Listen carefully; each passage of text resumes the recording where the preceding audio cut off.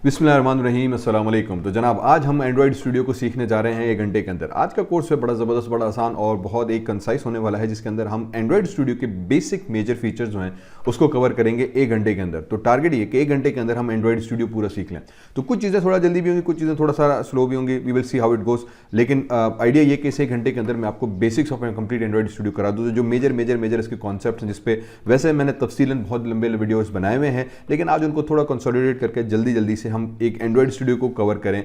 That अगर आप first time Android पढ़ने आ रहे हैं और फर्स्ट टाइम एंड्रॉइड सीखना चाह रहे हैं तो 1 घंटे के अंदर आपको एक्चुअली तमाम बेसिक्स ऑफ एंड्रॉइड आ जाए। ठीक है, तो बड़ा ज़बरदस्त, बड़ा मज़ेदार कोर्स होने वाला, बड़ा कंसाइज होने वाला है। तो कुछ चीज़ें थोड़ा जल्दी भी होंगी, कुछ चीज़ें थोड़ा स्लो भी होंगी। तो अगर इफ़ यू फाइंड कि मैं थोड़ा जल्दी जा रहा हूँ तो again you have an option कि आप उसको स्लो डाउन कर सकें। यहाँ पे नीचे मेन्यू बार जो आपके पास आ रहा होता है, नीचे यहाँ पे एक ऑप्शन है कि भाई आप वीडियो को स्पीड को स्लो कर सकें। तो थोड़ा स्लो करके देखें, या बेहतर रिकमेंड है 1 से 2 दफ़ा देखेंगे तो बात क्लियर हो जाएगी। बहरहाल, सो एंड्रॉइड स्टूडियो क्या चीज़ है, क्यों यूज़ कर रहा आता है? अगेन अगर आप यहाँ पे आए तो उसका मतलब आपको थोड़ा बहुत तो पता होगा। एंड्रॉइड स्टूडियो हम यूज़ करते हैं एंड्रॉइड ऐप बनाने के लिए। ठीक है, तो हम क्या करने जा रहे हैं, बेसिकली हम कुछ एंड्रॉइड ऐप्स बनाएंगे और उसके थ्रू हम एंड्रॉइड को सीखेंगे कि यार एंड्रॉइड स्टूडियो का इस्तेमाल करते हुए मोबाइल ऐप्स हम कैसे बनाएं, इंशाल्लाह 1 घंटे के अंदर। ठीक है, तो लेट्स जस्ट बिगिन। मेरा नाम डॉक्टर ज़ीशान भट्टी है और अगर इस चैनल पर आने के पहली दफ़ा इत्तफाक हुआ है, एंड्रॉइड मेरे साथ सीखना चाहते हैं और एंड्रॉइड स्टूडियो के ऊपर पूरा अबूर हासिल करना चाह रहे हैं, एंड्रॉइड डेवलपर बनना चाह रहे हैं, तो ज़रूर सब्सक्राइब कीजिएगा, क्योंकि इसके ऊपर बहुत सारे आपको एंड्रॉइड की रिलेटेड वीडियोज़ मिलेंगे। ठीक है जनाब, तो शुरू करते हैं एंड्रॉइड स्टूडियो। अब एंड्रॉइड स्टूडियो क्या है? Basically it's a platform, GUI platform है, जिसके तहत हम एंड्रॉइड की एप्लीकेशंस डेवलप करते हैं। ठीक है, it provides us Java code, Kotlin code, XML code and complete GUI, जिसके तहत आप स्टूडियो के अंदर रहते हुए सारा एंड्रॉइड के ऐप डेवलपमेंट बहुत आसानी से, बहुत ईजिली, बहुत क्विकली किए जा सकती है। ठीक है, तो उसीलिए आपको एंड्रॉइड ऐप बनानी है तो उसके लिए एंड्रॉइड स्टूडियो करना मस्ट है। एंड्रॉइड स्टूडियो करने के लिए हम आ जाते हैं सबसे पहले एंड्रॉइड की वेबसाइट के ऊपर developer.android.com। ठीक है, यहाँ पे आने के बाद you can download Android studio, इसको इंस्टॉल करें। ठीक है, इसके इंस्टॉलेशन का स्टेप अब मैंने तो ऑलरेडी किया हुआ, मैं पूरा स्टेप्स नहीं बता रहा, लेकिन बेसिक स्टेप्स एक आपको इंस्टॉल करना पड़ेगा। फ़र्क ये या जो चीज़ ध्यान में रखने वाली है कि बाकी ऐप से कि you need internet connection through out. सिर्फ थोड़ा सा जो टिपिकल प्रोसेस आता है कि इसके एंड्रॉइड के अंदर हमें इंटरनेट कनेक्शन भेजना चाहिए। ठीक है, जब आप डाउनलोड करेंगे तो तकरीबन 1 GB की फाइल आपसे डाउनलोड करेगा।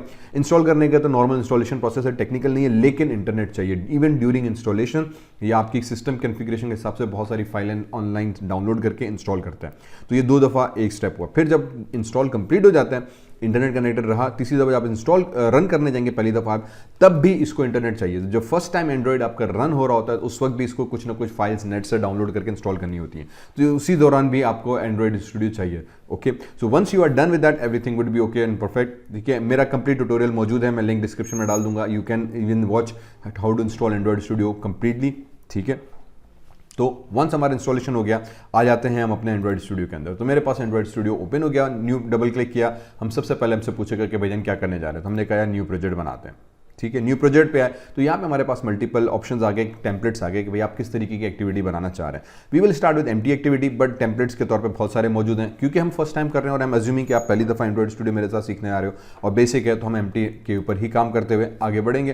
Then as you start to work with Android, आप मुख्तलिफ टेम्पलेट्स को यूज़ करते हुए डिफरेंट ऐप्स बना सकते हैं। डन, उसके बाद नेक्स्ट कर दिया। अब आ जाते हैं नाम के ऊपर क्या रखने जा रहे हैं, तो मैं यहाँ पे कह दे दूँगा एंड्रॉइड इन 1 आवर।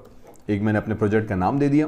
ठीक है, उसके बाद पैकेज नेम आ जाते हैं। बाय डिफॉल्ट अगर आप फर्स्ट टाइम एंड्रॉइड चलाने गए तो यहाँ पे एग्जाम्पल लिखा होगा, रिमेंबर वी चेंज दिस। जब आप पहली दफ़ा एंड्रॉइड चलाने जाएंगे तो एग्जाम्पल लिखा होता है।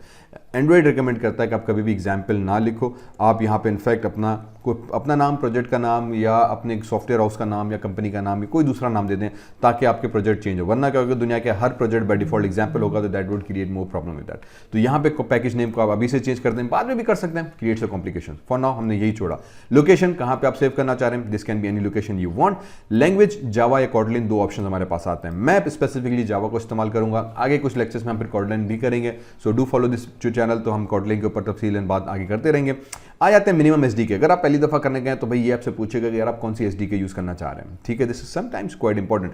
यूजुअली मैं रिकमेंड करता हूँ लॉलीपॉप 5 में इसी को यूज़ कर रहा हूँ, क्योंकि 98% डिवाइसेस को यूज़ कर रहा है। अगर आप इसको चेंज करने गए तो आपको बताएगा कि यार आप कौन से वर्जन पे जा रहे हैं, और हम रिकमेंड करते हैं कि 5, 4, 6 ये स्टेबल वर्जन है, हम इन्हीं के ऊपर काम कर रहे होते हैं, क्योंकि ये वो API पे जब आप काम करोगे तो नेक्स्ट हायर लेवल की सारी कोड जो है, जो जितने भी API उस पर सपोर्टेड हो जाता है। अगर आप बिल्कुल टॉप वाली लेटेस्ट उठाओगे तो वो पुराने मोबाइल पे चलने के लिए खतरा हो जाता है। वो ज़रूरी नहीं कि सारे मोबाइल पे वो ऐप चल सके। ठीक है, तो हमने यहाँ पे API फॉर एग्जांपल 21 सेलेक्ट की, उसके बाद कर देते हैं फिनिश, तो ये हमारा प्रोजेक्ट बनाना शुरू करेगा। अगर आप पहली दफ़ा एंड्रॉइड चला रहे हैं तो अब यहाँ भी आपको 5 से 10 मिनट में भी वेट करना पड़े depending on your network speed on your PC, क्योंकि ये उस वक्त भी कुछ नेट के से फाइलें SDK और ग्रेडल फाइलें नेट से डाउनलोड करके इंस्टॉल कर रहा होगा, ठीक है। लेकिन क्योंकि मैं बार बार चला चुका हूँ तो उम्मीद है कि मुझे ये ज़रूरत नहीं पड़ेगी, लेकिन फर्स्ट टाइम आप चलाने गए तो यही चीज़ है। तो अगेन इंस्टॉलेशन के वक्त ये 3 चीज़ों का ख्याल रखना पड़ता है कि आपने इंटरनेट आपके साथ रहो फर्स्ट टाइम स्पेसिफिकली, कि आप इंस्टॉल करें, डाउनलोड करें, इंस्टॉल करें और फिर जब रन करेंगे तीनों टाइम आपके पास इंस्टॉलेशन में आ जाएगी। उसके बाद हमें जो नेक्स्ट चीज़ चाहिए होती है वो है भाई AVD मैनेजर, ठीक है। तो let me talk about AVD manager. Now AVD manager पे जब हम बात कर रहे होते हैं तो उसके अंदर हमारे पास AVD क्या है, एंड्रॉइड वर्चुअल डिवाइस कहलाती है, यहाँ पे वो इंस्टॉलेशन हो जाती है। एंड्रॉइड वर्चुअल डिवाइस हम यूज़ करते हैं एंड्रॉइड की ऐप को सिमुलेट करके विंडोज़ के ऊपर दिखाने के लिए, क्योंकि मैं एंड्रॉइड पे काम कर रहा हूँ, ऐप डेवलपमेंट कर रहा हूँ, लेकिन विंडोज़ पे दिखाने के लिए मुझे AVD चाहिए होता है। AVD हम यहाँ से इंस्टॉल भी कर सकते हैं, लेकिन ये AVD समटाइम्स बहुत हैवी होता है depending on your PC configuration, ये काफ़ी स्लो भी करता है आपके PC को रन करने में। तो हमने उसकी अल्टरनेटिव लिखा हुआ है BlueStack करके। BlueStack एक सिंपल सा सॉफ्टवेयर है, एंड्रॉइड का एमुलेटर है फॉर विंडोज़। आप इसको नेट से डाउनलोड कर सकते हैं, छोटा सा 2-3 KB का फाइल है, और फिर इसके आप BlueStack पे क्लिक करेंगे तो आपका एमुलेटर रन हो जाएगा। So basically this is my emulator, जिसके अंदर मैं अपनी पूरी एंड्रॉइड की कोई भी ऐप जो है वो रन कर सकता हूँ just like a normal mobile app, और ये कंसिडरेबली लाइट वेट है। तो आप AVD हम यहाँ से भी रन कर सकते हैं, या सेकेंडली हम जो AVD है वो बेसिकली BlueStack करके यूज़ कर रहे हैं। तो मैं इस एग्जाम्पल में BlueStack यूज़ कर रहा हूँ, ये अलग से नेट से डाउनलोड होगा। अगर आप एंड्रॉइड का अपना यूज़ करना चाह रहे हैं तो हम यहाँ पर आ जाते हैं, ठीक है। यहाँ पे आने के बाद डिवाइस मैनेजर में चले गए, डिवाइस मैनेजर में चले गए तो इस वक्त कोई डिवाइस मेरे पास इंस्टॉल नहीं है, this is installing AVD। So we click on create पे आके अब आपसे पूछेगा कि भैया आपने कौन से मोबाइल के लिए AVD करना है, ठीक है। तो हम यहाँ पे कोई ना कोई मोबाइल का सैंपल दे देंगे, फॉर एग्जांपल मैंने Pixel 5 सेलेक्ट कर दिया, then I click on next करेंगे तो अगर आपका इंटरनेट कनेक्टेड है तो यहाँ से आपके पास कुछ इंटरनेट से इसकी फाइल्स वो लेकर आ जाएगा कि यार जो APIs हैं बेसिकली वो हमें लेकर आएगा। अगर नहीं आ रही तो you can click on refresh, hopefully यहाँ पे आ जाएगा। उसके बाद जैसे हमने यहाँ पे API 21 लॉलीपॉप सेलेक्ट की थी, वही API सेलेक्ट करके आप नेक्स्ट करेंगे, वो कुछ 1 GB की फाइल अगेन डाउनलोड करेगा इंटरनेट से और फिर उसको इंस्टॉल कर देगा, ठीक है। So you can run that file as well. अगर आप ये नहीं करना चाह रहे, जैसे मैंने अभी नहीं किया हुआ, तो मैंने BlueStack पे काम किया, तो ये 2 चीज़ें हमारे पास आ जाएंगी। जब आप BlueStack पे काम किया उसके बाद एंड्रॉइड इंस्टॉल किया तो ये आपके पास एमुलेटर 5.5 ऑलरेडी मेरे पास आ गया, मीन्स जब मैं ऐप रन करूंगा तो मेरे ऑटोमेटिकली BlueStack पे आ जाएगा। अगर यहाँ पे एमुलेटर नहीं आ रहा तो what we do is we go inside troubleshooting device, ठीक है। यहाँ पे क्लिक किया, उसके बाद ये आपसे पूछेगा कनेक्टेड डिवाइसेस, वो स्कैनिंग करेगा, आपसे बताएगा कि भाई मैं कौन सी ये डिवाइसेस को यूज़ करना चाह रहा हूँ, डन। अच्छा, यहीं पे रहते हुए मैं अपने मोबाइल फ़ोन को भी डायरेक्टली कनेक्ट कर सकता हूँ अगर आप एमुलेटर नहीं चला रहे, क्योंकि एमुलेटर समटाइम्स प्रॉब्लम भी करता है। एमुलेटर नहीं चला रहे कोई मसला नहीं है, अपने मोबाइल फ़ोन को उठाएं, USB से कनेक्ट करें, PC के साथ कनेक्ट करें, then come here and click on this same thing. इसी पे आके ट्रबल शूट पे चले जाएं, यहाँ से आपके पास ये ऑप्शन आ जाएगा। अगर आपका डिवाइस आ रही है फैंटास्टिक, नहीं आ रही नथिंग टू वरी, नीचे नेक्स्ट का बटन आ गया, मैंने नेक्स्ट पे क्लिक किया तो ये मुझसे पूछेगा कि इनेबल डीबगिंग मोड। अब मोबाइल के अंदर हमें पता है कि एक डीबगिंग मोड होता है, अगर आपके पास वो इनेबल्ड नहीं है, जो बाय डिफॉल्ट नहीं होता, तो what you can do is scroll down, settings में गए मोबाइल के अंदर, वहाँ पे जाने के बाद आप उसमें AVD के अंदर अपना सेटिंग्स में गए, वहाँ पे आपके पास अबाउट का एक ऑप्शन आता है, उस अबाउट पे हम 8 दफ़ा क्लिक करते हैं, 1 2 3 4 5 6 7 8 9 10, 8 दफ़ा जब आप क्लिक करेंगे तो आपका डेवलपर मोड ऑटोमेटिकली ऑन हो जाएगा। अबाउट के अंदर या स्टेटस, हर मोबाइल का अपना थोड़ा स्पेसिफिक होता है, ठीक है। तो स्क्रॉल किया, सेटिंग्स में गए, अबाउट पे 8 दफ़ा क्लिक किया, या सेटिंग्स पे अबाउट दफ़ा, स्टेटस पे 8 दफ़ा क्लिक किया तो आपका डेवलपर मोड ऑन हो जाएगा। बस तो एक दफ़ा आपको मोबाइल से डेवलपर मोड इनेबल करना है, उसके बाद यहाँ पे वही चीज़ ये बता रहा है, इसके बाद 5 का हुआ नेक्स्ट, तो यहाँ पे आपका जो मोबाइल है वो आ जाएगा। अगर नहीं आया तो रीस्टार्ट ADB सर्वर एक दफ़ा करेंगे तो आ जाएगा। तो अगर आपने BlueStack किया हुआ है तब भी सेम प्रोसेस है, मोबाइल को डायरेक्ट कनेक्ट करने चाह रहे हैं एमुलेटर के साथ तब भी सेम प्रोसेस है। अगर AVD किया हुआ है तो फिर आपको ये चीज़ करने की जरूरत नहीं, तो ऑटोमेटिकली AVD यहाँ पे आ जाएगा, ठीक है। तो ये 3 तरीके हैं मोबाइल को रन करने के। After installing Android Studio you need to have this emulator enabled, तभी फिर हम इसका आउटपुट देख पाएंगे, वरना आउटपुट नहीं देख पाएंगे तो फिर एंड्रॉइड पे काम करने का मज़ा ही नहीं आएगा, ठीक है। तो हमने ये 3 तरीके मैंने आपको वेरी क्विकली बता दिए। एक, आप मोबाइल को डायरेक्टली कनेक्ट कर सकते हैं, दूसरा आप AVD ये BlueStack यूज़ कर सकते हैं, तीसरा फिर आपके पास AVD इटसेल्फ आ जाता है, डिवाइस मैनेजर में जाकर आप AVD इंस्टॉल करते हैं, ठीक है। जब आप BlueStack करोगे तो BlueStack में भी आपको एक्चुअली डेवलपर मोड ऑन करना पड़ता है। उसके लिए हम BlueStack के इन्वायरमेंट में रहते हुए सेटिंग्स का ऑप्शन है, सेटिंग्स में गए, सेटिंग्स में जाने के बाद एडवांस में गए तो यहाँ पे एंड्रॉइड डीबग ब्रिज ADB करके एक ऑप्शन होता है जो बाय डिफॉल्ट डिसेबल होता है, इसको मुझे इनेबल करना होगा। इसको इनेबल करके सेव चेंजेस किया, क्लोज किया, तो मेरे पास ऑटोमेटिकली मेरा यहाँ पे आ जाएगा। अगर यहाँ पे नहीं आया तो एक दफ़ा रिस्टार्ट करेंगे, कभी कभी 2 दफ़ा रिस्टार्ट करना पड़ जाता है, आपका इम्यूलेटर डिटेक्ट हो जाएगा। Once it is done, click on finish, तो अब आपका इम्यूलेटर यहाँ पे आ गया, एंड्रॉइड आपका ऑल सेटअप हो गया। So this is all done. तो पहला स्टेप हमारा कंप्लीट हुआ, एंड्रॉइड इंस्टॉल हो गया, AVD सिम्युलेटर्स का हमने सेटअप क्रिएट कर दिया, fantastic. Now part 2, running your first app. तो सबसे पहले हम आ जाते हैं एंड्रॉइड के ऊपर। मैं इसका थोड़ा सा UI का आपका बेसिक्स ओवरव्यू दे देता हूं कि what we are talking about, और फिर हम उसके हिसाब से जो है आगे बात करते हैं, ठीक है। तो अब आ जाते हैं एंड्रॉइड UI के अंदर। एंड्रॉइड के अंदर जब आएंगे तो उसमें बहुत सारे आपको ये कॉम्प्लेक्स UI नजर आएगा, तो थोड़ा सा इसको ब्रेक डाउन करते हैं ताकि बात जरा आसानी से समझ में आ सके। ब्रेक डाउन के हिसाब से ऊपर as we know navigation menu है, कुछ यहाँ पे आपके पास हायरार्की मेन्यू है in terms of your project, यहाँ पे प्रोजेक्ट फोल्डर्स हैं जहाँ पे हम काम कर रहे होते हैं। ये चीज़ बड़ी इंपॉर्टेंट है कि जब आप काम करते हैं तो आपको यहाँ पे ऐप के अंदर एक मैनिफेस्ट फाइल्स हैं, इसके अंदर आपके प्रोजेक्ट का मेटा डेटा है, कुछ मैनिफेस्ट फाइल्स के अंदर हम डेटा रख रहे होते हैं। जावा के अंदर हम जाएंगे, ठीक है, मैं बंद कर देता हूँ। जावा के अंदर जाएंगे तो यहाँ पे जावा का सोर्स कोड फोल्डर मिलता है, जो कि पहले फोल्डर जो मैंने अभी com.zishan.android नाम रखा था, उसी के अंदर मेन एक्टिविटी जावा फाइल आ गई, ठीक है। इस फाइल के अंदर हम सारा जावा का कोड कर रहे होते हैं। अगर हम इस पर डबल क्लिक करें तो ये बाय डिफॉल्ट पहले से ही ओपन है, टैब व्यू बना हुआ है यहाँ पे, इसके अंदर ये जावा का कोड मौजूद है, ठीक है। इसी तरीके से दूसरा फोल्डर है RES फॉर रिसोर्स करके, इस फोल्डर के अंदर आ गया। लेआउट में गए, लेआउट में जाने के बाद हम आ जाएंगे ड्रॉ एक्टिविटी मेन, ये दूसरी फाइल हमारे पास आ गई। इसके ऊपर जब मैंने डबल क्लिक किया तो मेन एक्टिविटी आई, जहाँ पे मुझे एंड्रॉइड मोबाइल का GUI आ रहा है, कुछ कंपोनेंट्स आ रहे हैं, एट्रीब्यूट एडिटर आ रहा है, मैं भी इस पर आता हूँ। तो ये दो फाइल्स पे जिसमें हम प्राइमरीली काम कर रहे होते हैं। उसके बाद भी इसमें बहुत सारी और फोल्डर्स हैं जिनके ऊपर हम वक्तन काम करते रहेंगे, we will work with that. तो ये आपका फोल्डर का स्ट्रक्चर है कि आपका फाइल्स किस तरीके से एंड्रॉइड ने ऑर्गेनाइज की हुई है, ठीक है। जावा के फोल्डर पर आ जाते हैं, सबसे पहले जावा पे आया तो बाकी सारा इंटरफेस गायब हो गया, ये प्योर जावा की फाइल आ गई। इसके ऊपर हम जावा बेस्ड बैकएंड का जो कोड है वो उस पर काम कर रहे होते हैं। एक्टिविटी_मेन पे आ गए तो हमारे पास एक XML की फाइल आ गई। जो ही मैंने इस पर क्लिक किया तो मेरे पास इंटरफेस फिर चेंज हो गया। अब इस इंटरफेस के अंदर मेरे पास क्या नजर आ रहा है, सबसे पहले मोबाइल कि जो यूजर को मोबाइल नजर आएगा वो डेवलपमेंट मोड में हमारे पास नजर आ गया, ठीक है। इसके ऊपर जितने भी मैं UI कंपोनेंट्स बनाऊंगा, यूजर इंटरफेस कंपोनेंट्स, वो यहाँ पे पैलेट की विंडो के अंदर सब चीजें मौजूद है। बहुत जबरदस्त।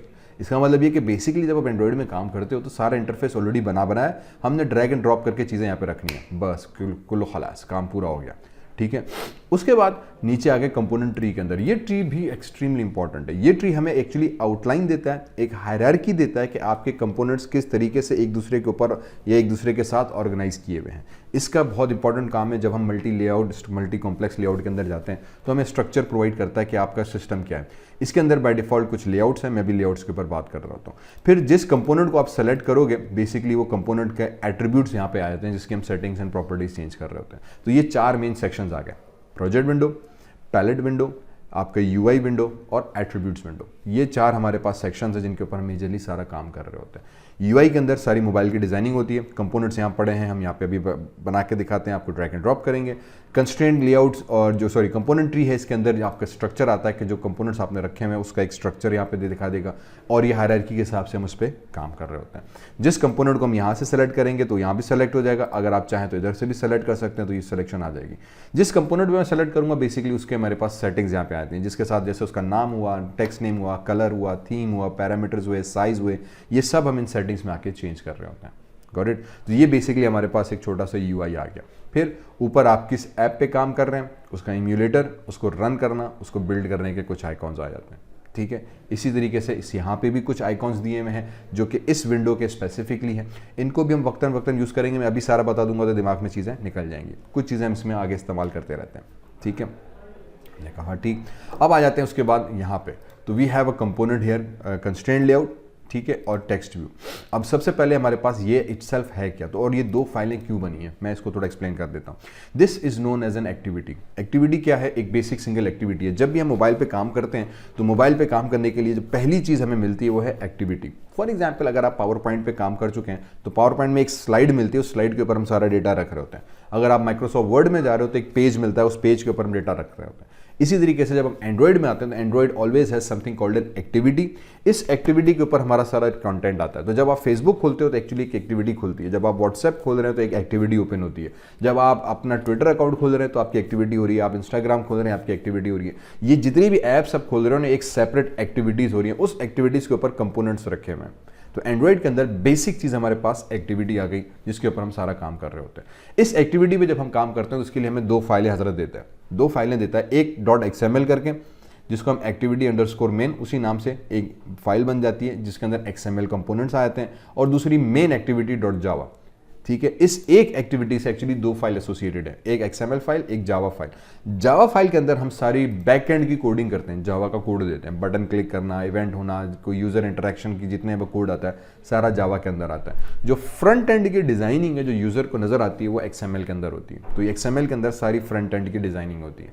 ठीक है, तो ये दो फाइलों का बेसिक काम ये हुआ। जितना भी आप फ्रंट एंड की डिजाइनिंग करेंगे हम वो XML डिजाइन फाइल के अंदर करेंगे, जितना भी बैक एंड का कोड होगा वो हम जावा के अंदर करेंगे। ओके, तो यहां तक बात हुई क्लियर। अब इस जब हम सबसे जो स्टार्टिंग करते हैं, ऑब्वियसली पहले UI डिजाइनिंग करते हैं कि यूजर को क्या चीज नजर आनी चाहिए, फिर जब उस पर यूजर क्लिक करे तो उसके नतीजे में क्या हो, जो हम जावा में करते हैं। ये एक्टिविटी आ गई मेन। इस एक्टिविटी के अंदर हमारे पास सब कंपोनेंट्स आ गए। ठीक है, अब हम UI कंपोनेंट्स रखने हैं। तो जावा एंड्रॉइड का बेसिक उसूल ये है कि आप कंपोनेंट जब रखने जाएंगे तो उस कंपोनेंट को रखने से पहले आपको एक लेआउट चाहिए। तो ये लेआउट्स आ गए। इस लेआउट्स के अंदर कुछ मखसूस किस्म के लेआउट्स मौजूद हैं, जिसमें कंस्ट्रेंट लेआउट्स है, लीनियर लेआउट्स हैं, फ्रेम्स हैं, टेबल्स हैं, XYZ। कंस्ट्रेंट लेआउट क्या है कि ये बेसिकली कहता है कि एक एक्टिविटी के अंदर एक आप लेआउट रखो कि आपके कंपोनेंट्स किस तरतीब के साथ ऐप के ऊपर नजर आने चाहिए। ठीक है, क्योंकि ऐप है उसको आपने डिजाइन करना है, तो उसके कंपोनेंट्स आप रखोगे तो उसकी तरतीब क्या हो, सीक्वेंस क्या हो, ऑर्डर क्या हो, प्लेसमेंट क्या हो, इसको सारा समझने के लिए ना वो कहता है यार एक लेआउट बना दो आप। वो कंस्ट्रेंट लेआउट भी हो सकता है, वो लीनियर लेआउट हॉरिजॉन्टल भी हो सकता है, लीनियर लेआउट वर्टिकल भी हो सकता है, या ये नेस्टेड भी हो सकता है। मींस एक लेआउट के अंदर दूसरा भी आ सकता है, दूसरे के अंदर तीसरा भी आ सकता है, तीसरे के अंदर चौथा भी आ सकता है, जो आगे हम कॉम्प्लेक्स ऐप्स के अंदर कर रहे होते हैं। तो ये चीज़ हमारे पास यहाँ पे हो जाती है क्लियर। तो इसीलिए कोई भी आप एक्टिविटी बनाने जाएंगे हमें एक बेसिक कंस्ट्रेंट लेआउट जरूर मिलता है। डन, हमने कह दिया, डन हो गया मेरे जान। अब आ जाते हैं इसके अंदर, मैं अगर इसको डिलीट करके दोबारा से बनाता हूँ। ठीक है, तो पहला कंपोनेंट बनाता मैंने डिलीट कर दिया, तो मैंने अब देखो कंस्ट्रेंट लेआउट जरूर मौजूद है, हम इसको हटा नहीं सकते, ये एक बेसिक लेआउट मौजूद है ही है। अब आ जाते हैं यार, how do we create app. So let's us create our first hello world app. ठीक है, तो मैंने कंपोनेंट टेक्स्ट भी बना था, उसको उड़ा दिया। हम आ जाते हैं टेक्स्ट के अंदर, तो मेरे पास AV टेक्स्ट व्यू आ गया। ठीक है, इसको उठाया, ड्रैग एंड ड्रॉप करके यहाँ पे रखा, बस कंपोनेंट बन गया। इतना सा काम था। एंड्रॉइड के अंदर UI बनाने के लिए आपको बेसिक इन कंपोनेंट्स को सिंपली यहाँ पे जाना है, जो भी कंपोनेंट आपका इस्तेमाल करने हैं आपने उसको ड्रैग करके यहाँ पे ड्रॉप करना है, कंपोनेंट बन गया, UI डन हो गई। बस इतना सिंपल सी कॉन्सेप्ट को अपने दिमाग में रखना है। ड्रैग एंड ड्रॉप है फ्रॉम दिस पैलेट। ठीक है, अब जब आपने ड्रैग एंड ड्रॉप करके एक्टिविटी के ऊपर उसको ड्रॉप किया तो बेसिकली यू विल नोट कि आपके पास हुआ क्या, कंस्ट्रेंट लेआउट के अंदर वो कंपोनेंट ऐड हो गया। जब कंपोनेंट ऐड हो गया तो उस कंपोनेंट के आगे आपने कुछ नहीं करना, उसकी हायरार्की चेक करनी है। तो ये हमारे पास इसीलिए कंपोनेंट ट्री थोड़ा इंपॉर्टेंट है। अच्छा, अब जब कंपोनेंट मैंने डाला तो ये मेरे पास कंपोनेंट आ गया। मैंने कह दिया यार इसकी साइज बहुत छोटी है, तो मैं ऊपर आ जाता हूँ यहाँ पे। ठीक है, तो यहाँ पे देखो कुछ लेआउट विड्थ रखी हुई है और इसकी हाइट रखी है। मैं इसको कह देता हूँ कि ये 200 dp हो जाओ। ठीक है, बाय 200 dp का क्या मतलब हुआ, dp डिस्प्ले पिक्सल, इसके यूनिट हो गया। तो यहाँ पे ये जो कंपोनेंट मैंने बनाया था उसकी 200 dp साइज हो गई। मैं हाइट में कह देता हूँ कि 150 dp हो जाओ, तो ये 150 dp का हमारे पास कंपोनेंट एक बनकर आ गया। डन हो गया बस। तो इस तरह से हम इसकी हाइट को भी सेट किया, इसी तरीके से हमने इसकी विड्थ को भी सेट किया। अब जब हम एक्टिविटी में बनाया तो ये कंपोनेंट बन के आ गया। मैंने कहा यार इसकी साइज़ बहुत छोटी है, मुझे साइज़ बड़ी करनी है, तो मुझे टेक्स्ट साइज़ बड़ी करनी है। तो यहाँ पे सेटिंग में एक एट्रीब्यूट होगा टेक्स्ट साइज़ का, तो मुझे वो ढूंढना पड़ेगा कि यार टेक्स्ट साइज़ किधर गया, टेक्स्ट साइज़ किधर गया, टेक्स्ट साइज़ किधर गया।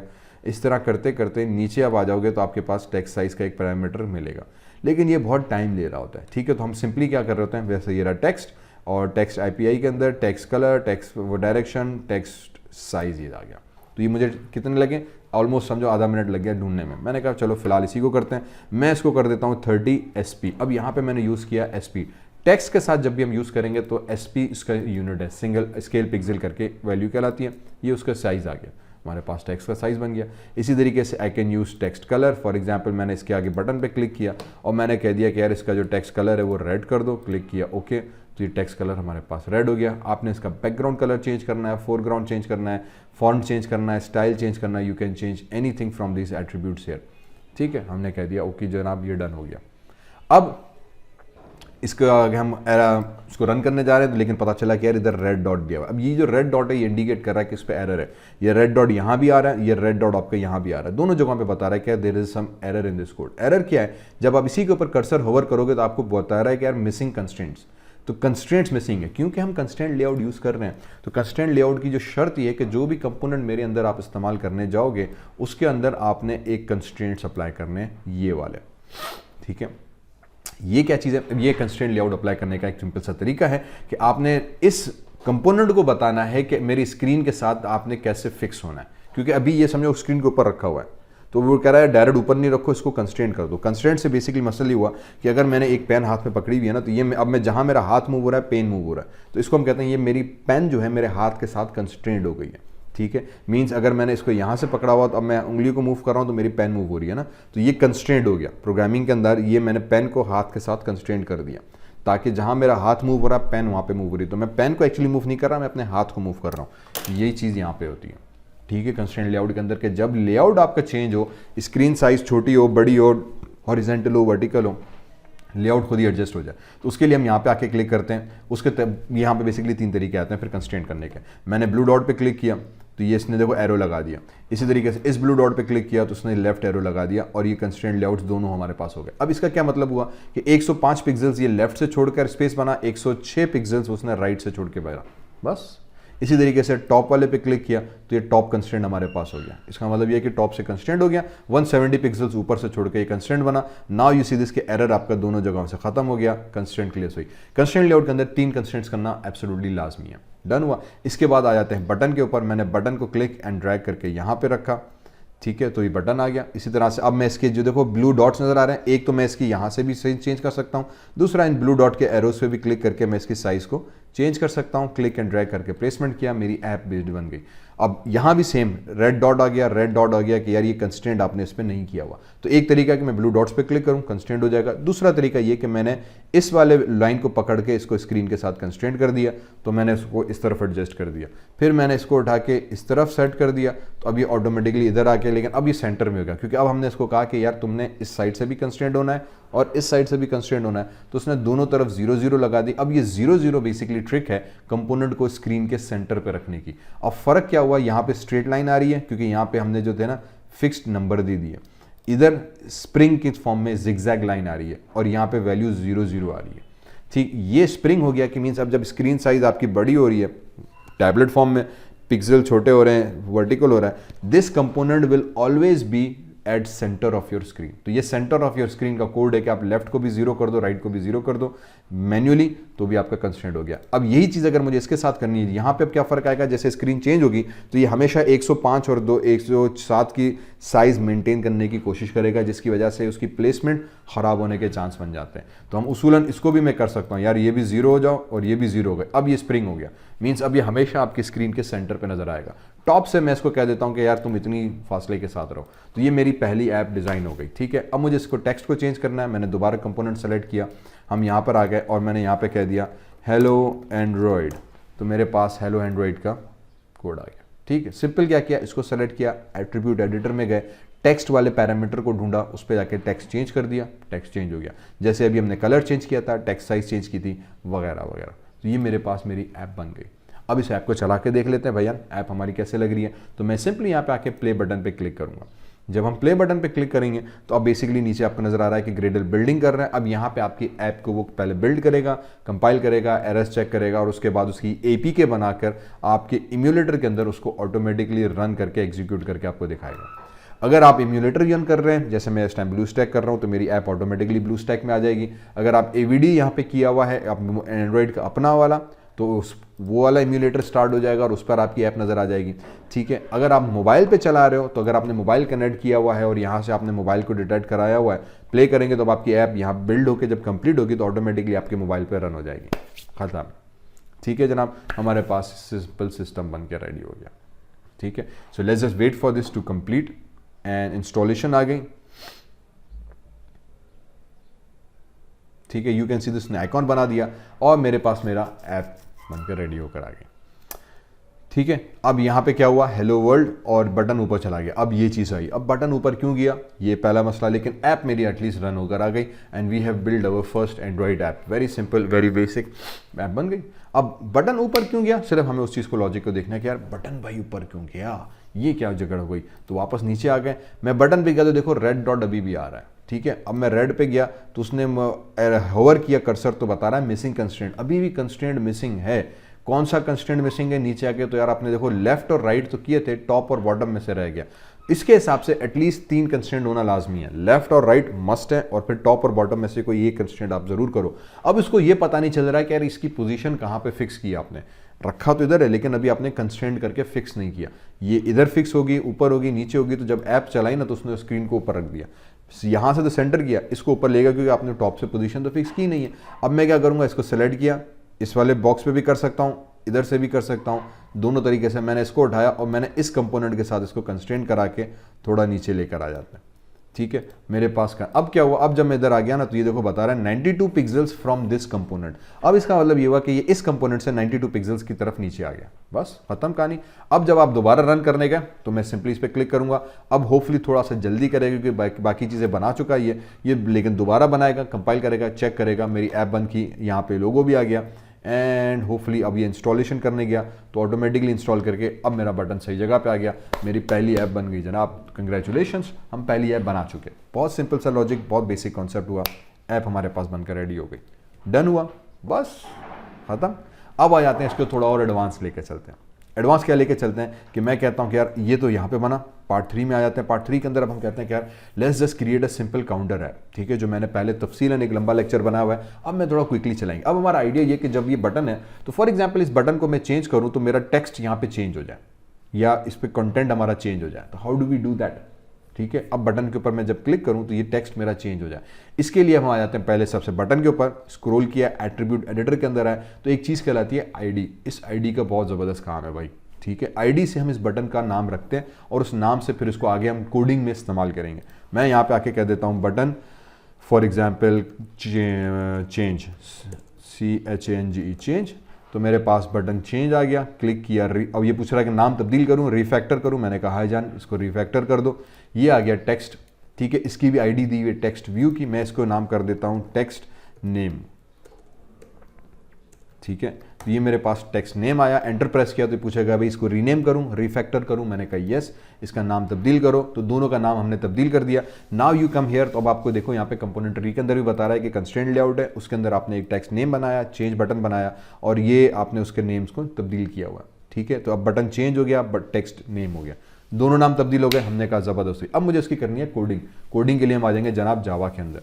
जावा के अंदर आया तो जावा के अंदर बेसिकली अगर आप आ जाओगे तो आपका पैकेज का नेम आ गया। ठीक है, इंपोर्ट स्टेटमेंट में डिफॉल्ट ऐप कंपेटेबिलिटी करके एक कोड आ गया, उसके बाद इंपोर्ट ओएस बंडल के एक फाइल उसने इंपोर्ट कराई हुई है, फिर पब्लिक क्लास मेन एक्टिविटी, अब ये आपकी मेन एक्टिविटी बनी जो इस नाम से था, एक्सटेंड्स ऐप कॉम्पैक्ट एक्टिविटी। अब इस बेसिक फाइल के अंदर एंड्रॉइड की सारी बैकएंड का कोड है। ठीक है, इसके अंदर सारा एंड्रॉइड का बैकएंड का कोड है जिसको हमने एक्सटेंड किया तो ऑटोमेटिकली मेरे एंड्रॉइड का कोड बन गया। अब इस एंड्रॉइड के अंदर सबसे पहले ऑन क्रिएट का एक मेथड है जो डिफॉल्ट है और उसको इसने ओवरराइड किया हुआ है। मतलब ये कि ये वो मेथड है जो एक्चुअली ऐप कंपैटिबिलिटी के अंदर डिक्लेयर्ड है। ठीक है, तो हम इस मेथड को सिर्फ ओवरराइड कर रहे हैं। अब हम ओवरराइड कैसे करेंगे, अब मेरा आइडिया ये है कि भाई मैंने एक ऑब्जेक्ट जो डिक्लेयर किए हैं वो एक XML फाइल के अंदर है जिसमें टेक्स्ट है, बटन है, दोनों को हमने नाम दे दिया, टेक्स्ट को टेक्स्ट नेम कर दिया, बटन को बटन चेंज कर दिया। अब मैं आ जाता हूँ जावा के अंदर। अब मुझे जावा एक अलग फाइल है, एक्टिविटी अलग फाइल है। ठीक है, XML वाली जो फाइल थी।